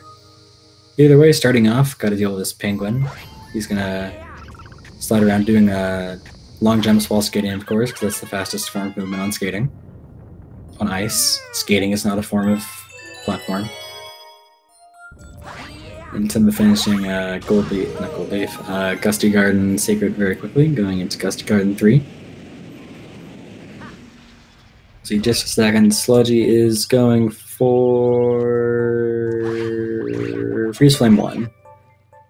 So didn't get quite enough either to clear that. Got to do a wall jump. That's not too major though. Now taking a slight shortcut there. This star is basically climbing to the top of the summit here. Well, no. Climbing to the top of this area of the summit and fighting the boss. He's going to go for a triple jump onto that question mark block, right into a long jump to get to the top faster. Backflipping off of that ice to save a little bit of time too. In fighting Baron Burr, usually you have to wait for him to come down, but you can just kind of jump up to him and hit him. Ooh, got hit there. And Timba skipping the platform again, very nice. You can actually just jump up and hit Baron Burr like that. Sludgy with 1 health, this is very close, could be a time loss, but getting one more hit, just needs the last one now. And it's all good, killed Baron Burr, no problems, except for the problem that he had, but it's all good. Timba going for the star chips here. Going first with the one on the screw on the bottom, long jumping to the second one, third one right on top of this planet. I don't know if this qualifies as a planet, but I'm going to call it one. Long jumping to the fourth, and getting the fifth one rotating around. And he's about to go for Gusty Garden 3 skip.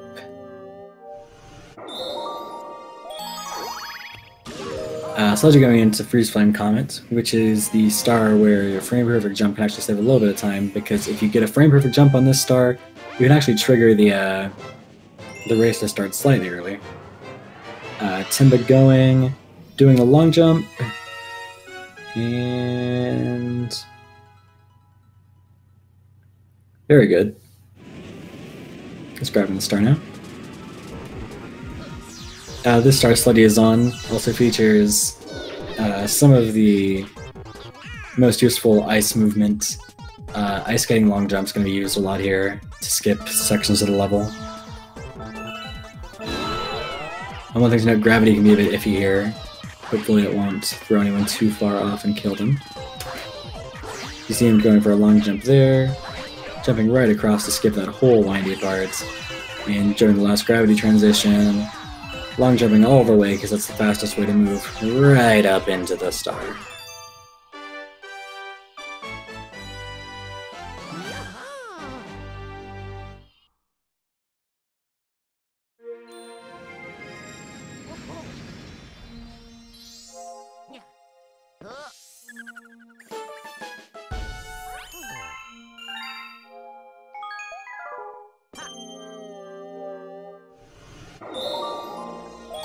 Timba going for the Daredevil Comet here, as Sludgy enters Freeze Flame 2. Freeze Flame 2 also features a bit of a skip. A couple of different ways of doing it. I believe the runners go for different ways of the skip here, so we'll be seeing both of them.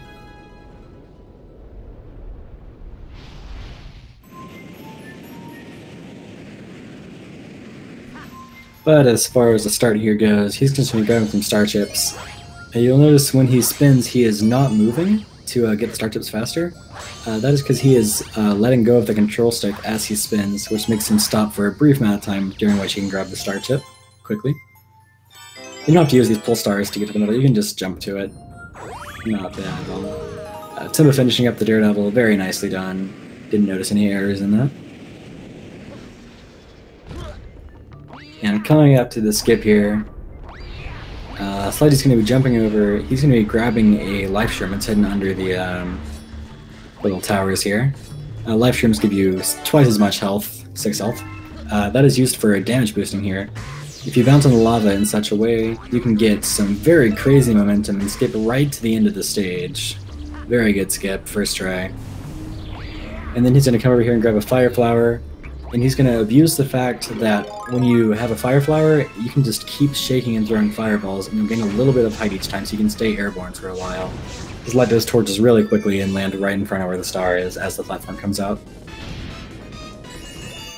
Timba now going into Freeze Flame 1 as well.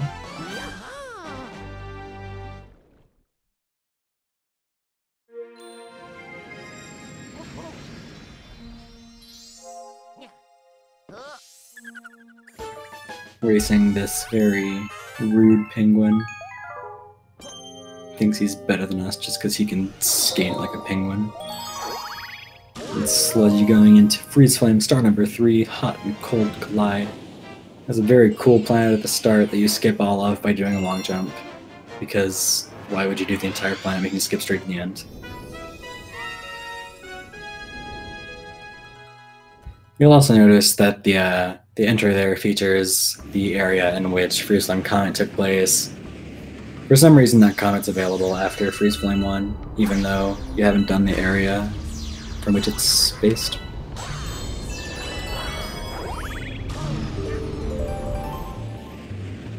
Timba climbing up the summit here, getting up to Baron Burr, see him getting the ice flower. Sludgy's going to be going for a small skip here, as Timba gets up on the block, does a long jump, very nice. It's up to the fight.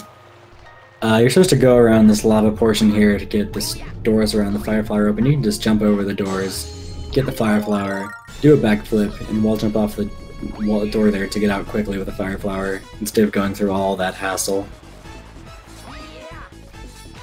It looks like Timba's having a good Baron burst so far. And Sludgy lights these torches. And gets frozen, Timba does. But it's no big deal, he is right there finishing the fights. Sludgy coming up to the last part here has a lot of the same movement as the Comet did, except you need to focus on keeping ice flowers, because believe it or not, Luigi cannot run on lava normally. The ice flower actually doesn't do that. It'd be really cool if he could normally do that though. No, not saying it would be. Also, I should mention, you probably noticed by now, as they land on most planet from launch stars, they are quickly going into first person, and then exiting first person. That is called a landing cancel. So normally when you land from a launch star, your character will stay planting their legs on the ground for a second. If you go into first person really quickly and get out, they will not do that. So you can save a slight amount of time every time you take a launch star. Most of them at least. Timba going for the Cosmic Luigi race, while Sludgy is entering Freeze Flame Secret.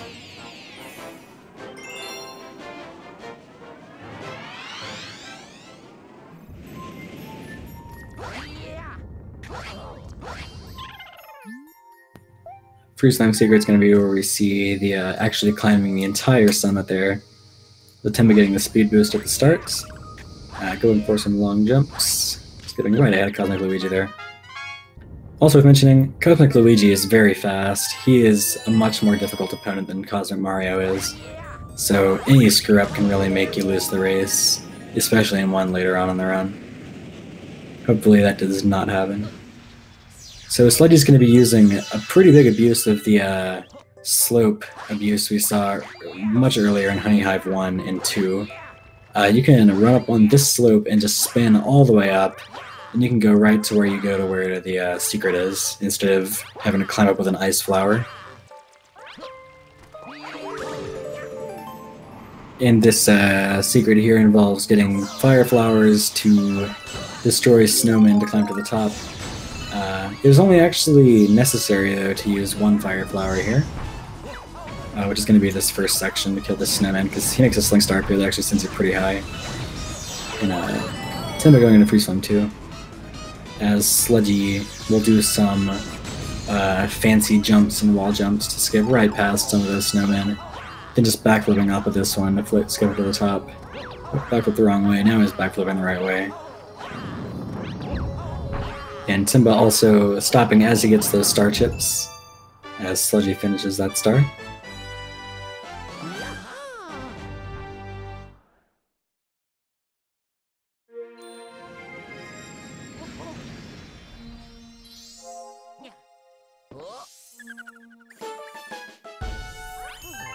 And if I'm correct, I remember seeing Timba going for a different version of the Skip and Freeze Flame 2 here.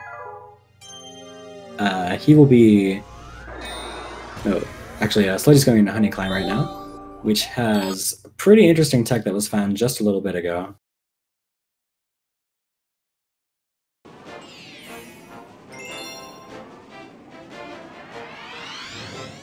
Timba's skipping right over to this area. He's going to go a little bit and long jump right to the end of the stage. Right off to the side here, using the question block for a little more height, it looks like.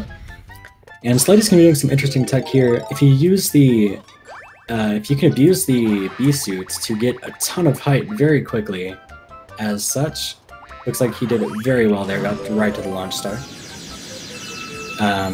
The only downside to that is it uses your fly very quickly, so you have to be very careful to make it the proper height. Also, it can be pretty easy to screw up.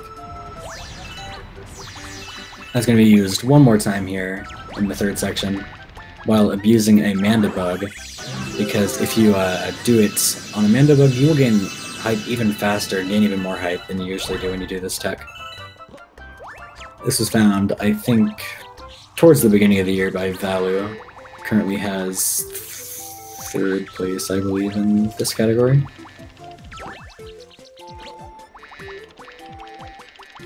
So I'm using the Mandibug there to get plenty of heights. Climbing right up to the end of the stage now. Timba going into Freeze Flame 3. Doing one more use of the Honey Climb abuse there, getting right to the top. That was a very good Honey Climb.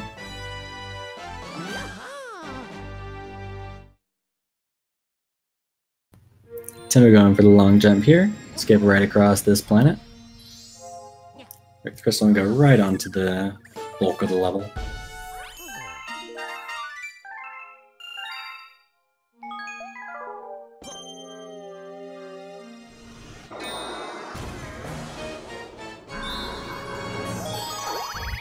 Now we see Sludgy going into Bowser's Dark Matter plant, which has pretty interesting skips in it. We'll be seeing one about a little bit into the level. Definitely the biggest one. Really cool to watch done right. Timba going for the backflip here, while jumping right out of there with Fire Flower. Very nicely executed. Going right over to light those torches and get onto the end of the stage. Sludgy going to do some gravity abuse here. Long jumping at an angle there so he doesn't touch the dark matter, but also skips some of those platforms there. And you don't actually have to ride these platforms here, because if you just go up and do a triple jump at where the gravity changes, you can skip right up to the top.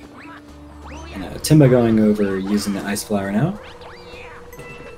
In this area, you're going to see Sludgy going on the edge of these. You can actually walk around the small splotches of dark matter. Very tight, but definitely faster. And skipping right over that section too. Timba coming up on the last Ice Flower, going for the last gravity flip. And here's where the big skip is. He's going to go down into that area where gravity is pointed downwards. Then as he enters the next gravity area, he's going to do a long jump. And then using some decently precise inputs, he's going to manipulate Luigi so he flies right across that and skips the very long auto-scroller. That skip saves a lot of time. And he's coming up to the end of the stage now.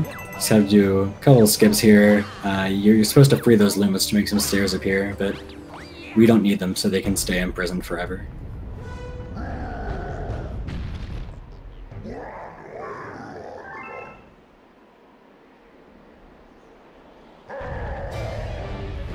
While Timba goes into Freeze Flame Secret, this Bowser fight features what I consider to be the hardest form of attack to deal with, the spin attack. He spins once on the first hit, twice on the second hit, and 3 times on the third hit, and you can cancel all of them by spinning into him early.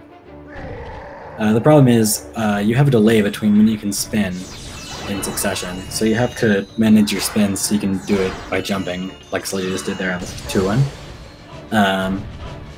Dona 3 is definitely the hardest to deal with, though. We'll see if Sludgy gets it good.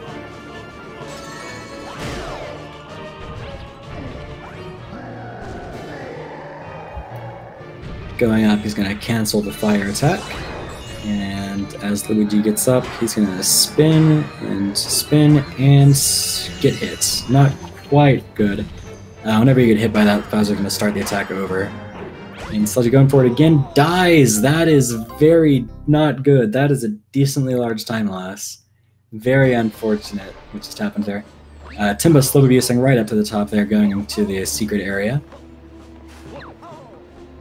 Sludgy getting a backflip up there, skipping those stairs again. Tim about to go destroy that poor innocent snowman who just happens to be where the launch star, sling star, not launch star, is. Kind of close there. Ledge grabbed while the whatever those things are called, was gonna hit him, but he got up just in time. See Sludgy getting that hit. Bowser getting on fire again. Timba going up and doing some wall jumps, getting on top of that snowman's hat to do that last wall jump to skip the snowman, skipping a little loop and backflipping right up to the top. Because Luigi jumps way too high, the programmers didn't realize their errors.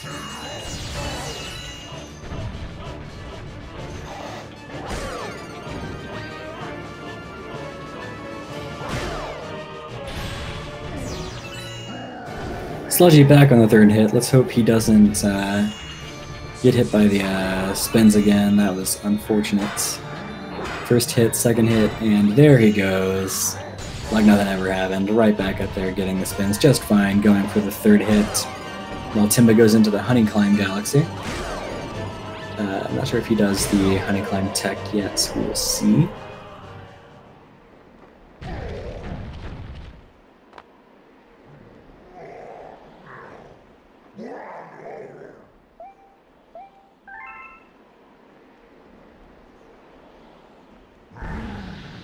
And Sludgy is just about to finish up the bedroom, going to enter the engine room soon, which is the last major dome we're going to see in this run.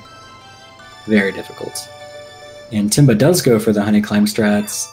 Looks like he gets a very good first boost right into the launch star. Very nice. Notice we don't really do the tech on the second planet here. It's not really worth going for because it's more of a horizontally based planet and you don't really get extra horizontal speed from this tech.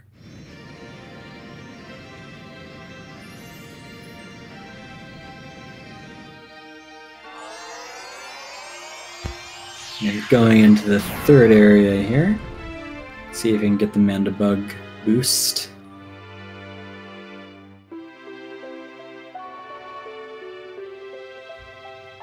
Misses the Mandibug, but does get the jump. So slightly slower, but definitely still a time save over doing it the old strat. Does another boost there, right up past those moving combs. And jumps over the Mandibug for a bit of safety, and then does one more boost right up to the top. Gets the star, no issue.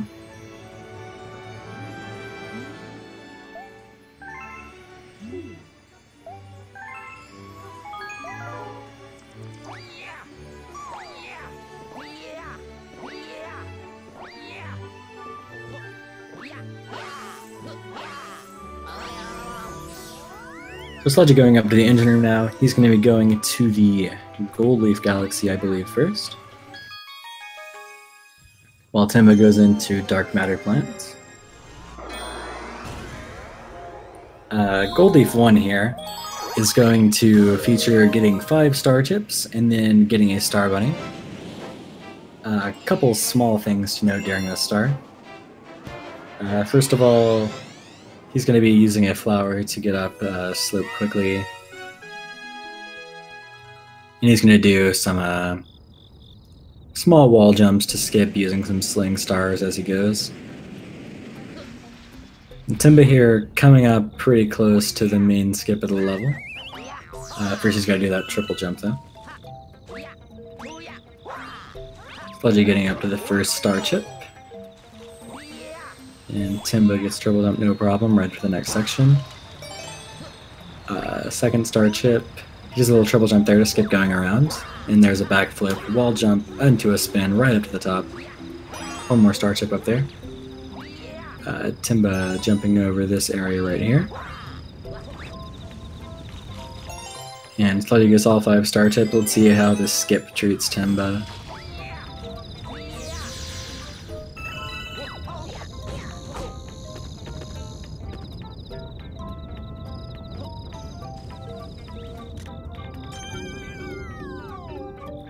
Ooh. Unfortunately, he barely didn't get enough height to the right, so he died.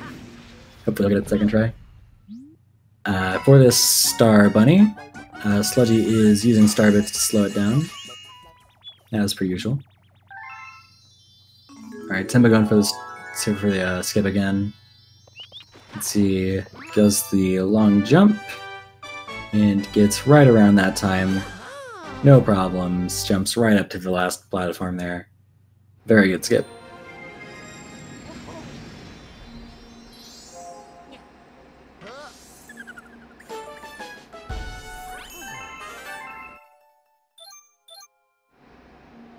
And Timba coming up to the Bowser fight now.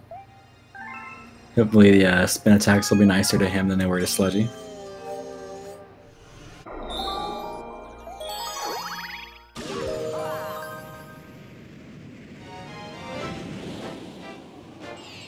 And going for the first one now after these jumps. As Sludgy enters Gold Leaf 2. Which is a star that is usually supposed to require the assistance of many a Cataquack. However, most of them aren't necessary, as you will soon find out. You will find out a bit later than I first said, because Sludgy just kind of jumped off a galaxy. That's unfortunate. It's okay though. That is definitely RNG manipulation. Timba going for the second hit, very nice. Fine. And Sludgy's just going to go for Cataquack there, boost up to the launch star. And there's a series of 4 planets over here. You only, I believe, have to... Oh, Timba doesn't go for the spins there. Spin cancels. Sludgy going for a triple jump now to skip that planet. That is probably the tightest of the skips. Sludgy got it, no problem though. Using a Cataquack to get to the end of this planet quicker to get up to the launch star. Oh, Cataquack doesn't quite cooperate and is now leaving him in the dust. How unfortunate. Coming up to this last planet though, you are supposed to use a Cataquack to reach a B-suit, then use said Cataquack to fly up that Jenga tower, then use the B-suit to get the flowers. Instead he's just going to jump up to the B-suit, and then just kind of jump over here and make it up, because he can, and that's faster. Very good Gold Leaf 2 after that fall at the start. And the bad Cataquack.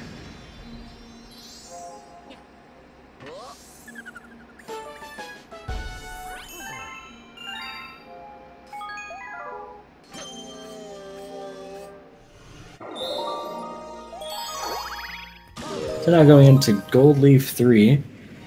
This star, usually you have to climb up a bit of a long path of wooden planks and boards and stuff. But there's a skip you can do if you go up to a little tree on the left side up here, and you can wall jump off of it in such a way that it Sends you in a direction where you can wall jump a bit higher or ledge grab, depending on how much height you get. You can climb right up to the end of the long boardwalk section and climb up the observatory tower. We'll see if he can get that tree jump quickly. He's going for a triple jump strat. Gets the first wall jump and makes it up without even having to ledge grab. Very nice. And he's going to triple jump up here, or backflip, because triple jumps don't cooperate sometimes. Backflip right up here, and the spring will turn you in a direction where you can get a wall jump like that. And coming up here, you can skip a boss cutscene if you spin very quickly after getting off of this vine and then hold the correct direction. Sludgy gets it very solid. When you skip that cutscene, the boss actually does not activate, so he will just sit there and do nothing while you kill him. It's actually pretty sad, but he's just gonna have to suffer through it because he doesn't feel like doing anything right now. One kind of funny thing to note, if you kill the boss and then go to where that cutscene usually triggers, you will see the cutscene, but the boss will not be there, and nothing will happen because the boss is dead. A bit of bounce in the spikes there, just for fun. Timba going into Gold Leaf 1 now, collecting star chips.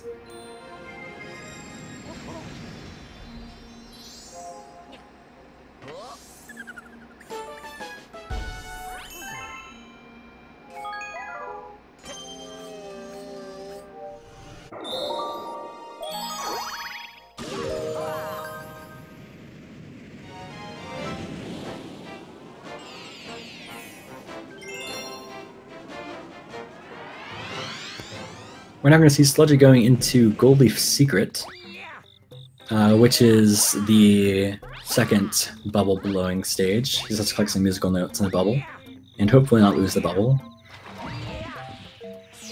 One thing Timba's doing in just a second, you'll notice those star chips made a bunch of pull stars spawn to lead up to the launch star.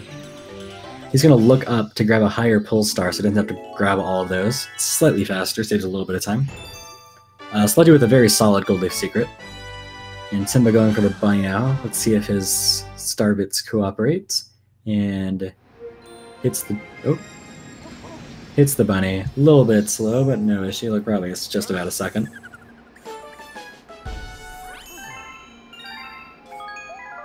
Sludgy finishing that level with 1 star bit. It's like a second gone. Shame. Going into Gold Leaf Comet though, which is our second to last Cosmic Comet, racing Cosmic Luigi up the boardwalk portion of Gold Leaf 3, which, as you would imagine, you can still do the tree jump. Although it is very risky in this star because if you miss it enough, Cosmic Luigi will finish. You do not have much time for failure.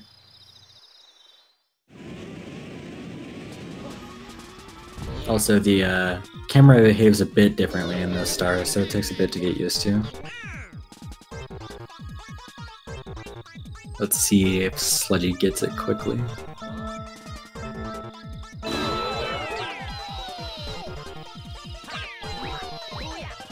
Triple jumps up there fast, and then falls down. But he gets back up there fast, gets a triple jump, spins, and makes it up, just barely. Very nice. Other than that, it was a very solid Gold Leaf Comet. Timba now going into Gold Leaf 2. Seeing how many cataquacks he can skip efficiently.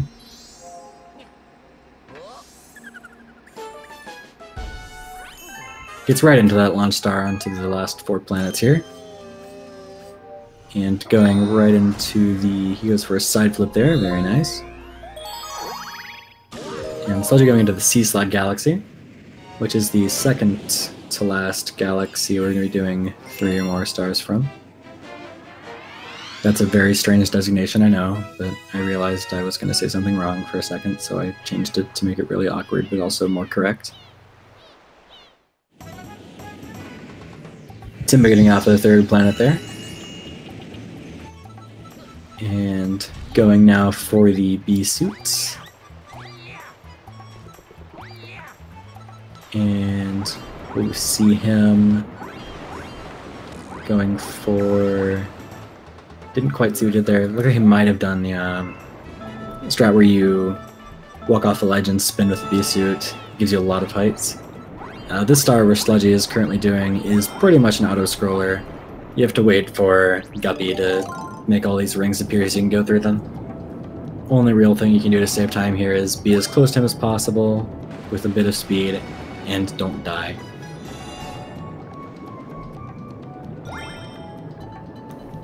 Which you do have a lot of time to kill because it's an auto-scroller, and the rings give you air, and you can surface at any time, so there really isn't any reason to die. Timba now entering Gold Leaf 3.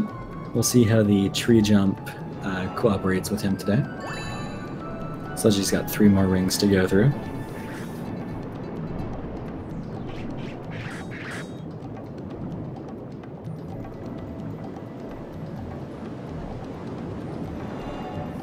Triple jumping up to where the tree is. And he's going for a backflip strat, which is you can set it up a bit more easily by lining up with those mushrooms. And he does not get it first try. Let's see if he can get it second try. Spins, wall jumps, that looks good. Gets it to wall jump, very nice. And then he just goes up there. Sludgy getting a big jump out of there by holding A while he escapes the water with a shell. Gonna throw it in midair to not lose time by throwing it in the ground. Let's see if Timba can get the boss cutscene skip here.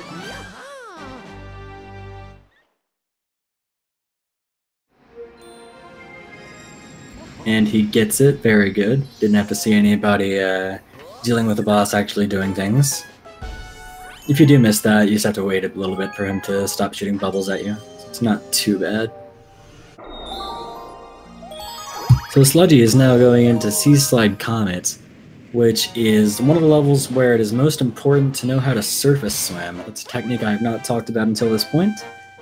Basically, if you surface while swimming and shaking in a certain position and at a certain angle, now there is now a consistent setup for it, you are able to swim on the surface of the water very quickly. It is the fastest form of movement in the water and is very important for a top level time. It just in this and the next star that Sludgy's doing. It's also important to note though, it is risky. If you fail it for too long, Cosmic Luigi will beat you. This is one where it is very tight if you miss it. So, you do not want to screw up your surface swims or bonk.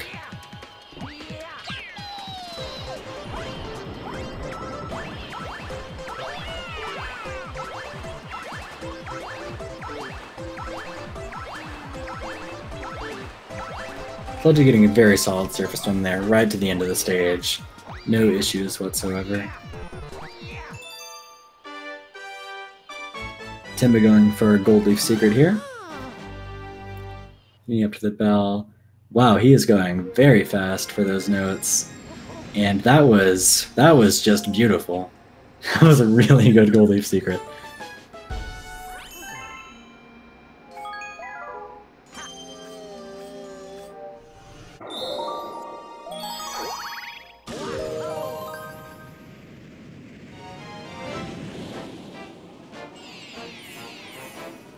Sludgy now going into Sea Slide 2, which is a race against some penguins.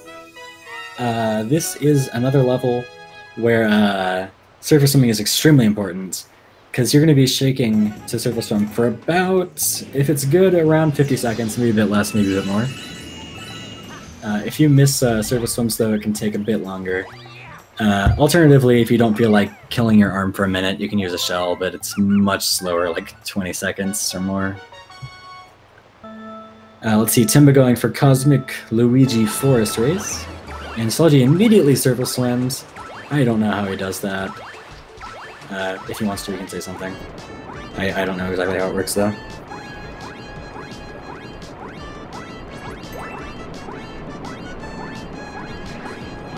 And let's see, Timba's not going for the tree jump. It's a bit risky in this star, so I can definitely understand that. Also, Sludgy has run out of air, but you have to wait for your health to actually cycle out after that, so he's fine with getting that coin instead of getting air immediately. And going for another surface swim, gets it fourth try. It's time to finish his Gold Leaf Comet. And Sludgy with a very, very good time, only a few minutes surface swims. 50.05, very nice palindromic time. That's the best kind of time you can get.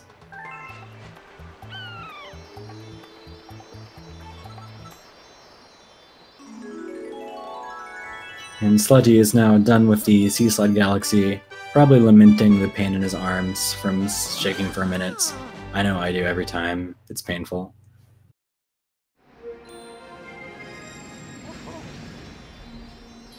Timba going into the Sea Slud Galaxy now. Going into our good old auto-scroller portion. Sea Slud Galaxy is a bit torn in speedruns, because you have the 2 surface swimming stars, the auto-scroller, and then in 120, 2 more of the stars there are just very long and tedious, although there are a couple things you can do.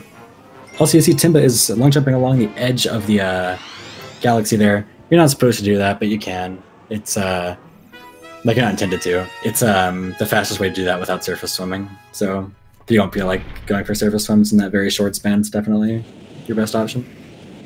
Sludgy entering the the Toy Time Galaxy. In the first star, Heavy Metal Mecha Bowser. You might notice the Mecha Bowser in this game is not the Mecha Bowser from Sunshine. Don't let it confuse you. It's a giant toy robot. There are a few skips in this star. The first being that Sludgy is going to jump over to the wall here and then jump right up to the sideways gravity to not have to climb all the way around. And then from there, he's going to jump right over to the launch star instead of like going all around and jumping down and stuff. That just takes forever. Also, at any point, if the runner is not at enough star bits, this is definitely where they'll get them, because there are a ton of star bits in the Toy Time Galaxy just in general.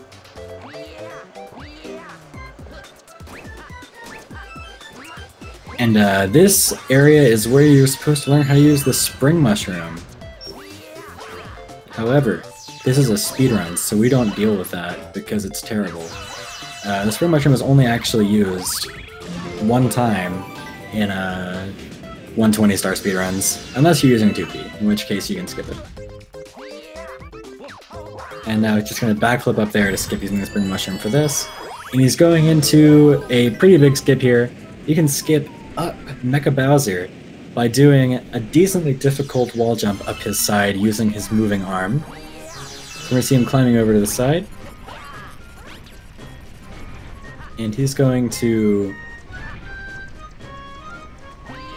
long jump and spin and get a wall jump there, go onto the arm and just wall jump very carefully to not get bonked up there, right up to the top. That was a very solid skip. He's going to do a backflip to get up to the top of the nose area. Didn't make it quite high enough, going to go for it again. This Zappy guy can be pretty annoying.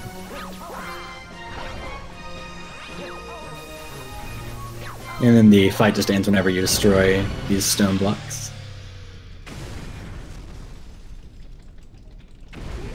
Timba now going for the comets. We'll see the surface swims cooperating with him, hopefully.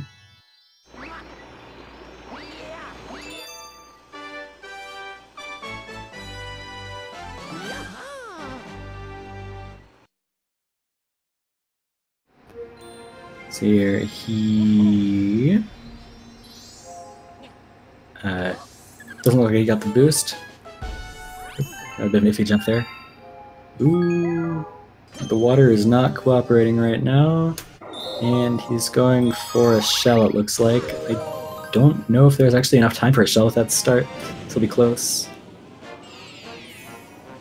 No, he's bailing on the shell now. Going for surface swims. Ooh, I don't think he's gonna make it. That's unfortunate. And Sludgy going into Toy Time Secret now.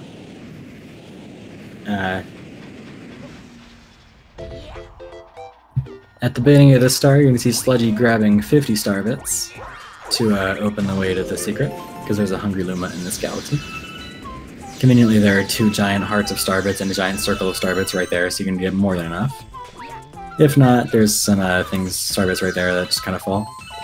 Doing a triple jump there to skip some movement on the branching part right there. And going over to the planet created by the Hungry Luma. It is worth noting, this galaxy, this planet is one of the few places in the game where there's a known soft lock that has killed speedruns before. It features some of those moving metal spiked platforms and flip switches. And if you are very unlucky, after you have stopped the platforms, you can get knocked between the flip switches and get stuck in soft lock. That is something you do not want to happen in a speedrun.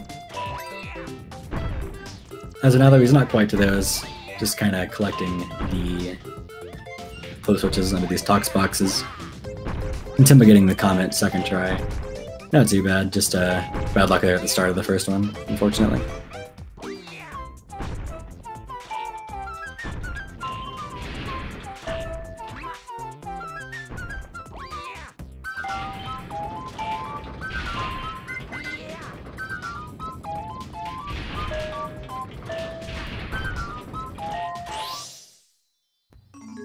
And Timba going for the T-Slide 2 right now, as Sludgy finishes up. I thought Sludgy just got in a very awkward spot right there. I didn't think it was a soft lock, but I wasn't sure. Luckily, he's good.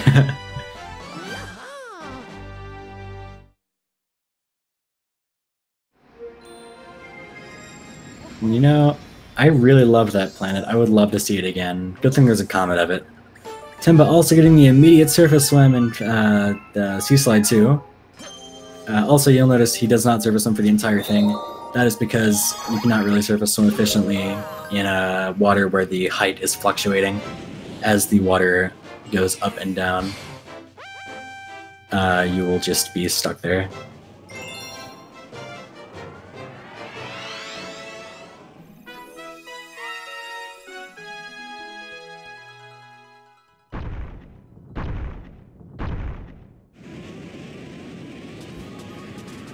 So, Toy Time Comet is a fast foe comet. This planet again, things are moving twice as fast. And also, for some reason, the blades are bigger. I don't really know why. I don't believe the soft lock has ever happened in this star. So, that's a safe thing as of now. Oh! Gravity almost killed Sludgy there. If gravity whips you back like that, you can get stuck and land under a tox box, which is sad.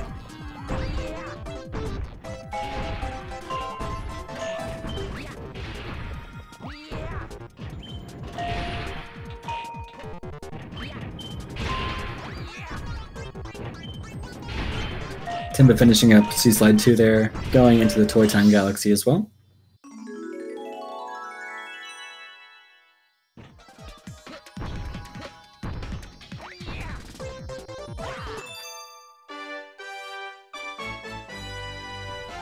Angrelum just kind of appearing there. He's not good enough for this speedrun though. He costs too much. I feel like if it didn't cost star bits, that star would probably be worthwhile. It's really fast.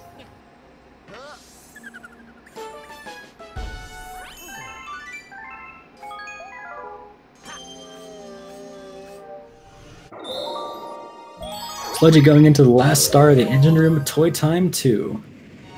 That's a nice alliteration.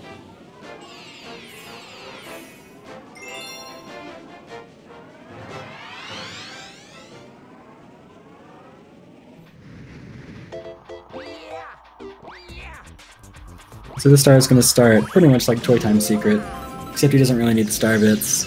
Getting him for fun though, looks like, and immediately shooting them because no one likes star bits. But on this planet he's going to be collecting 5 star chips. Gonna first get that one on top of the electric-y boy, and then he's going to come over this way, try to triple jump in such a way that gravity pulls him on top of the screw. Very nicely done. You have to screw that in so you can reach the last star chip. Then he's going to go over here and break this crystal. Then, pretty cool strat over here.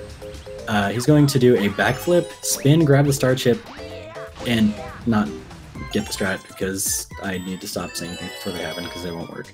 Maybe Timba will get it. Timba going for the spring mushroom skip. Very nice. Last part of this star features 5 silver stars on this big Mario thing. The shrinking platforms, same as Hurry Scurry, they just shrink and disappear. The yellow platforms will begin to flip as you step on them. In this star particularly, they are not that bad though. If you are familiar with playing the game casually or seeing a 120, you know that there is a much harder star on that planet involving purple coins. However, those don't appear until post-game, so unfortunately you can't do them here. Timba is going on to Mecha Bowser now. I believe he does a different version of Mecha Bowser skip. He's going to actually do the first portion here and then skip the latter portion, which is much longer anyway. So you just gotta screw in those 2 screws to activate that Sling Star. He's gonna climb up this section and long jump up here just to get on top of the arm conveniently. Then you can just backflip right up to this little area. So it's a bit slower than regular strat, but it's also a lot safer. So any new runners, that would be a good way to start going for this strat. And he's right up at the top now, as Sludgy is going back down to the kitchen to do the buoy-based galaxy, featuring a very interesting strat at the very end. We'll see that in a bit.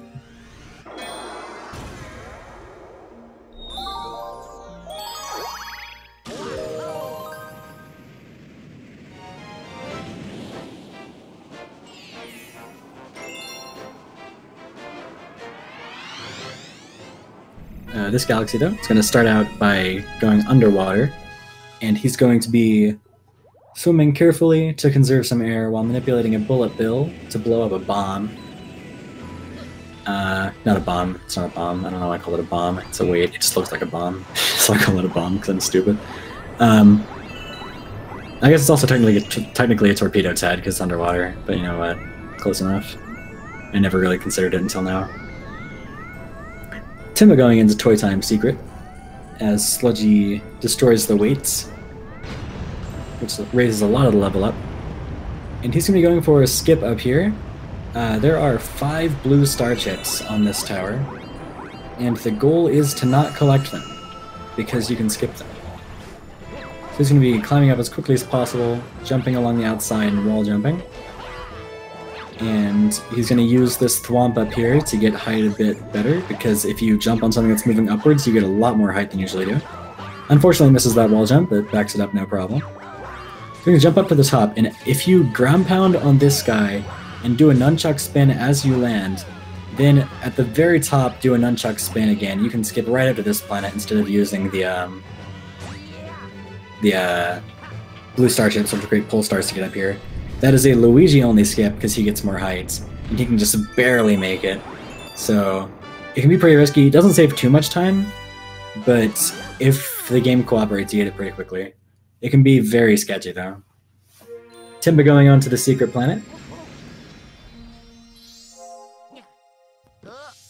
Getting that first flip switch going back. Also, I should mention, after this third flip switch here, this is not the intended way to get onto the middle planet. The other planet, I guess, not really middle planet. You just kind of long jump, abusing gravity to get over there. You're supposed to long jump where it's closer to the other planet to get over. And now Sludgy is going into buoy-based secret, which is the last star we're going to get inside of the kitchen itself. Now this star's a lot faster than the other one here. We're going to lure this torpedo's head into this cage with a pipe in it. Timba gets hit there onto the flip switch, has to walk off of it before he can flip it again.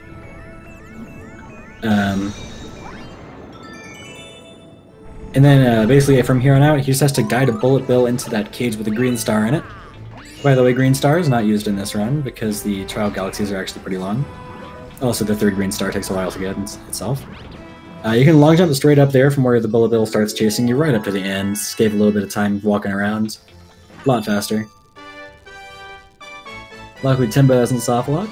He goes into Toy Time Comet as Sludgy moves on to everyone's favorite galaxy, the Drip Drop Galaxy, which is our galaxy that costs the 600 star bits that we've been saving up the entire time.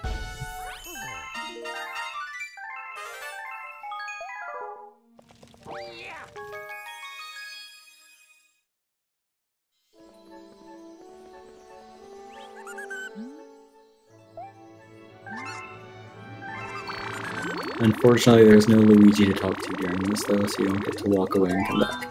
How sad. Timba doing Toy Time Comet.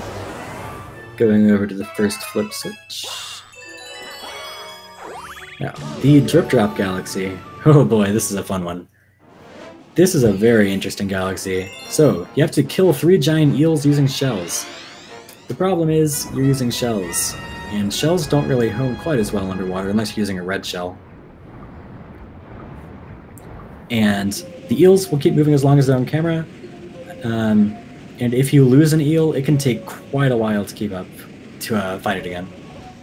So you really don't want to screw up this galaxy. So he's going to long jump, land on that shell, ground pound into the water quickly, and aim straight for this first eel. Then immediately go over, get this second shell right next to this eel, and throw it right away. He's going to turn around, grab the same shell, and head right towards the third eel, who will be right next to where the star spawns.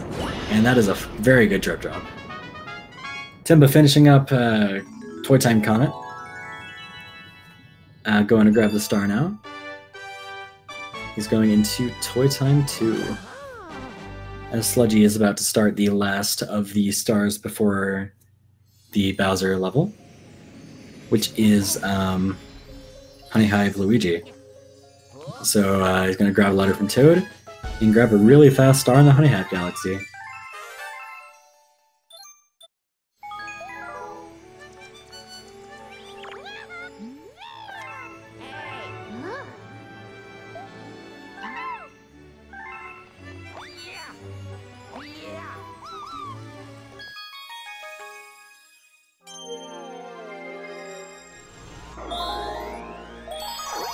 Also noting once again, both runners entering stars now, where they can skip the intro cutscene and flying in animations because they have already entered said stars. Very useful. Alright, let's see, Timba grabbing the first star chip. Oop. Doesn't get electrocuted, that was pretty close. Also just going to grab Luigi off of this tree real quick. Does a triple jump strat. Oh, he's going right for the spring, okay. Now he's going up the screw. Screw that in so you can get over to the other star chip at the end. He's going to have to take the crystal path back on the way. And finishes up... Sludgy finishes up Honey Hive Luigi, no issue. As Timba heads off to the final planets.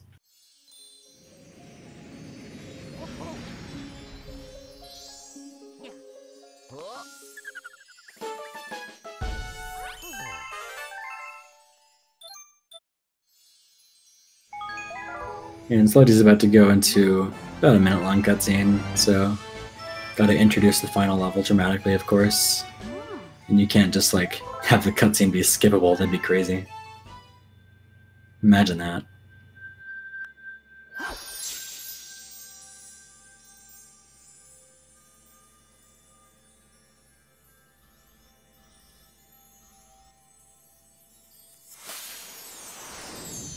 Timba with very good silver stars there, grabbing the star, and heading on to the buoy base galaxy as well.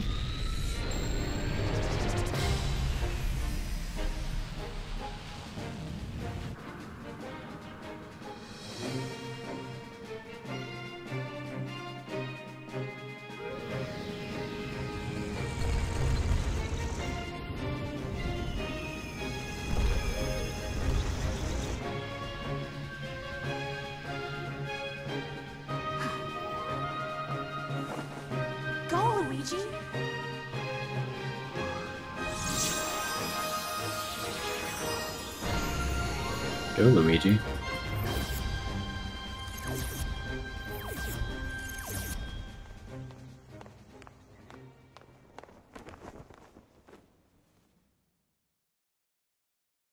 Alright, so starting off the Galaxy Generator, not Galaxy Generator, that was Galaxy 2. Galaxy Reactor Galaxy. Starts off with these spotlights here. Sludgy's going to be trying to abuse these spotlights and the gravity coming with them to jump on top of this wall. And if everything goes right in this first section, he'll make the spotlights at the end of this section a cycle early. Let's see if he can get that. Gets up there, and he makes the cycle. Very nice. And coming up on the second planet of the galaxy, you can actually long jump backwards into the left here, around an invisible wall, jump right up to the end section there, skip the entire planet, very nice. Also Timba coming up to buoy base 1 skip, see how that goes, as he climbs the fortress. This sand planet here, you can long jump straight over here, right to the end. I believe that's possible as Mario. Someone can correct me if I'm wrong on that. Definitely easier as Luigi though. This section here, can't really do anything too much faster on it, just try not to get hit too much. Oh, looks like Timba's just grabbing the Polestar chips. Definitely reasonable. This skip really doesn't save that much time, and it can really just be annoying if it doesn't feel like cooperating. So you're going to do a couple more things at the end here of this platforming section. Coming up, there's this big bullet bill cannon. I don't know if it's technically a bonsai bill cannon. Probably is. You can backflip up on top of it and long jump to right to the last set of moving platforms. Very convenient. And Timba finishing up Blue Base 1 now.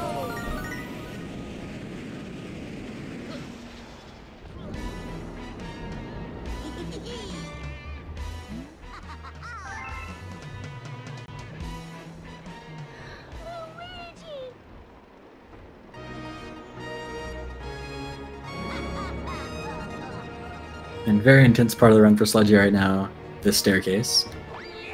Long jumps up these stairs are decently precise, but they look really cool and are very fast if you get them properly. No pressure. Long jump, long jump, long jump, long jump, long jump. That was very good. That was amazing stairs. Clap. Timba going into Buoy Base Secret. Opening up that pipe and long jumping with the bullet bill. Ah, that one's not a torpedo, Ted, because it's not underwater. I didn't mess up. Alright, so Bowser here, he has 3 phases.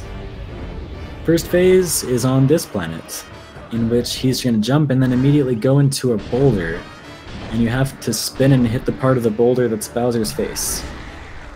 That sounds really weird. And as soon as Bowser's hit, he's going to go ahead and spin into Bowser to get him up, because that's faster than waiting for him to get up and attack. One more hit there and he'll go into the next planet. Timba finishing up Blue Base, going into Drip Drop as well. And going into the second planet, which is the fastest planet, because you can just walk up to Bowser and hit him with one of these weird plants. Then he's already spinning, not even on fire. And usually he'll land right next to another one. Actually, I think always, I don't like it usually. Because they're really close together. So Sludgy moving on to the very last planet of the run, as Timba is feeding the Hungry Luma. This planet has a couple damage strats. You see Bowser's going to generate 5 waves right there. 3 actually, I'm stupid. That's the last hit. And let me try talking again, talking's hard. If he gets hit by the last one, Bowser will uncurl from his next attack and jump right onto the blue spot where he can take damage immediately. And on this last hit, he's going to spin into Bowser after a couple fireballs are fired, and then he's going to run up here, avoid Bowser, and get hit by a fireball, so that Bowser uncurls and immediately jumps right onto the fire thing, and finishes the fight. Very solid run from Sludgy. Let's watch Timba do Drip Drop. Hopefully it cooperates. Gets the first eel, no problem. Going over to the shell. And hits the second eel. Spinning around. Hits the shell. This is looking good so far. And... uh-oh. Oh, there's the third eel. It was off camera a bit, I think.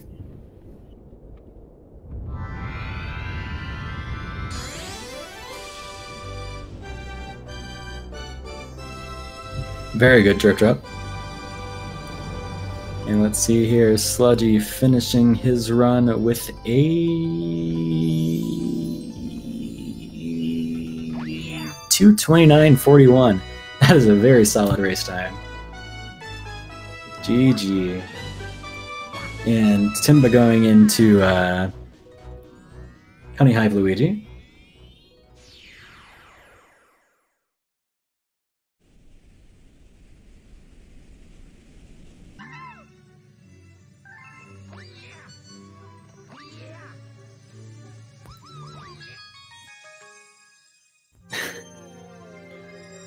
Wow, Sludgy.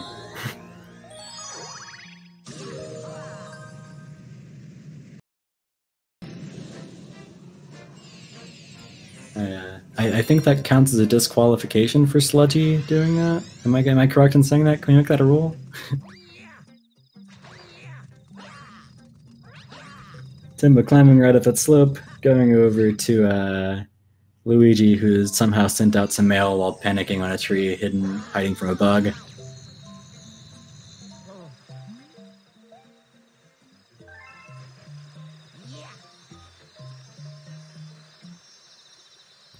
Now he too will be challenging Bowser.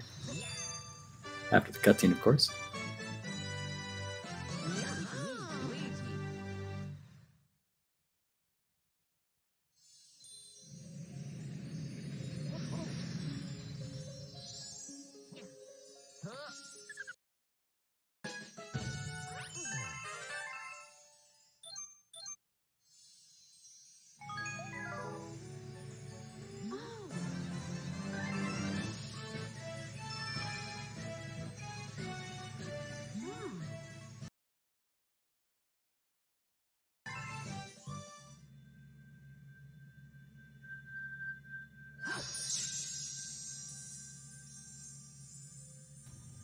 By the way, this is my favorite part of the game on Sludgy's screen now, where everyone dies. Press F to pay respects.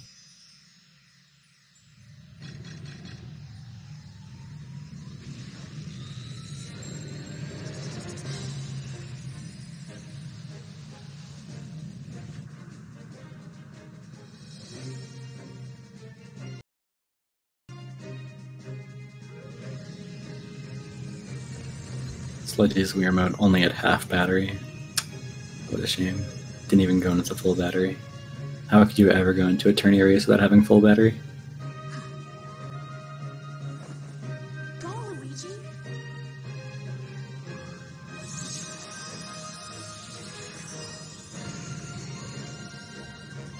Go, Luigi.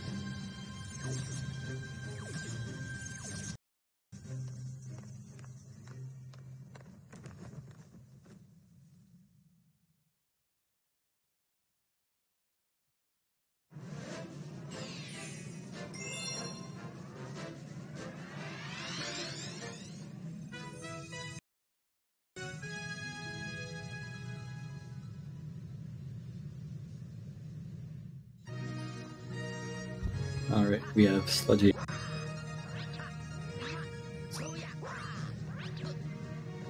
Also Timba going for the over-the-wall strats.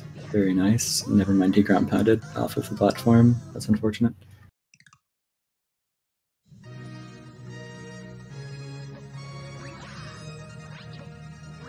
Yes, so congratulations, Sludgy. Thank you. That run was a bit messier than the other run that I did. Just a bit, I'd say. Still, really good run though. Like, still sub 230, that's really good. Indeed. So how did you feel about your run overall, ignoring stuff like Bowser? I kind of, admittedly, I kind of stopped focusing that much after Ghostly Secret, after I managed to die 3 times, 4 times, somewhere around there. Yeah, around there somehow. Kind of stopped focusing after that, and I think that I paid the price for that. You know, died on a couple levels. But, like, you know, for a race time, this was still, like, pretty decent. Yeah, definitely. So Timba having a pretty good Bowser 3 right now, skipping the sand section.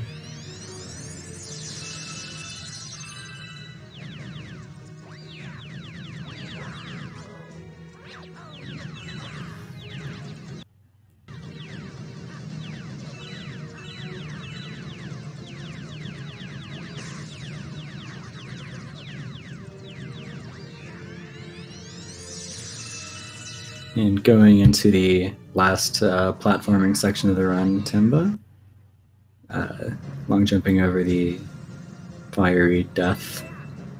That's the correct term, trust me. I mean, that's what it says in the Prima guide. Yeah, this guy can verify he has the Prima guide. Ooh, Actually, still haven't Timba saves opened that. Good. Good job.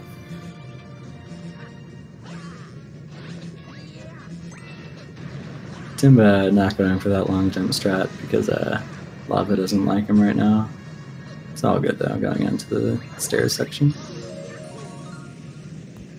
And Sludgy doing Dusty Dune 3, my favorite 80% star.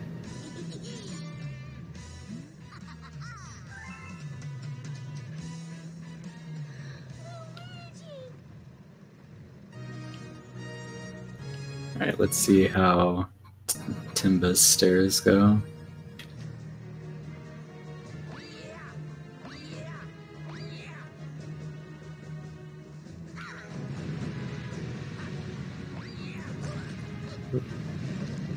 Bunk there, not too bad though. Ooh. Couple of bonks, not too bad though. Got the last couple.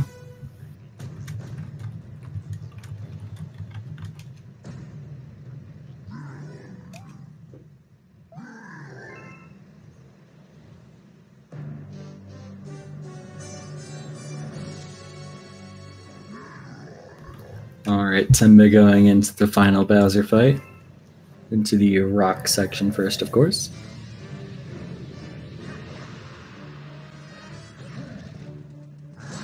Half-second time save.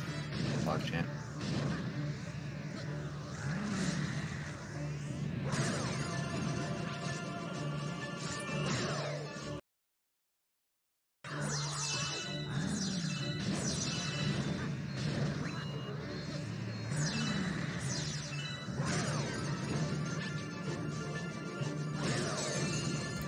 And Timba has a good rock section. Moving on to the weird plant section. I don't know, do those plants have an official name?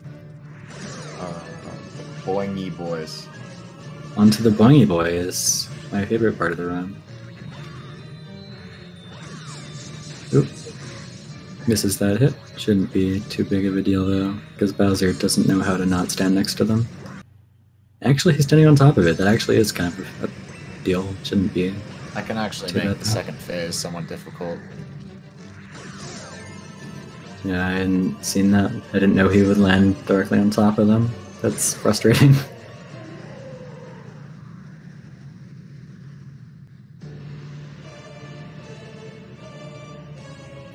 Alright, going into the last phase here.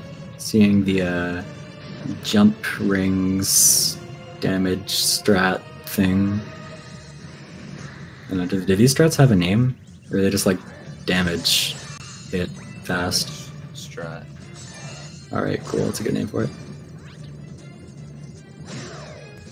And going into the last hit here with the fireballs.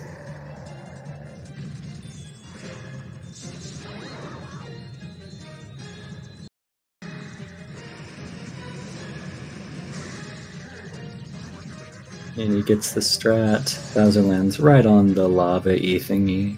This is looking like a 239. Pretty good run.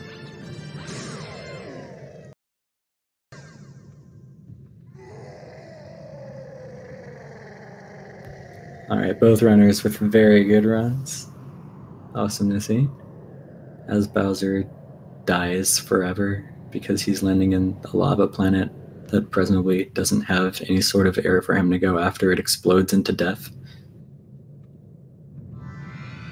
Oh.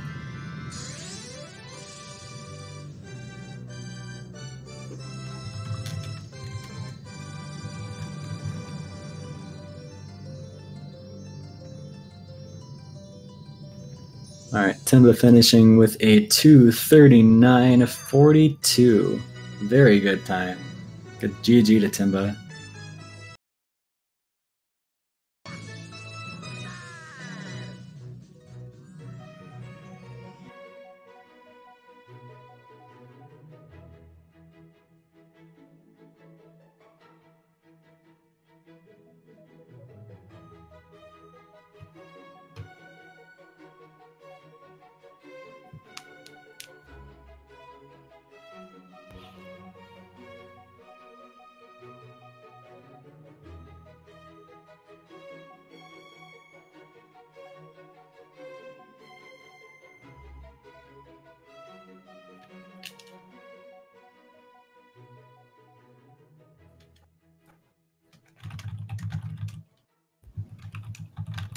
Yes, and now we are only seeing the gameplay from Timba because the Me channel is surprisingly not part of Super Mario Galaxy. Hello. Hello. Greetings, Hello. Timba. Hey, Oh, good job on the run. thanks. Congrats, Sludgy. Well done. Thanks. Good job on the run, as Meowmix just stated. Thanks. It's kind of messing around towards the end there. What do you think were the strengths in the run? I got Honey Hive 1 skip. I wasn't sure if I wanted to go for that. I got it second try. Overall, it was pretty okay after the first hour, I'd say. Managed to stay around a minute behind my PB, and then was almost PB paced, but I didn't win the race in Seaslide Comet, so that sucked. How far behind PB were you at the end? At the end, 2 minutes 11 seconds, but there was a stage where I could have PB'd.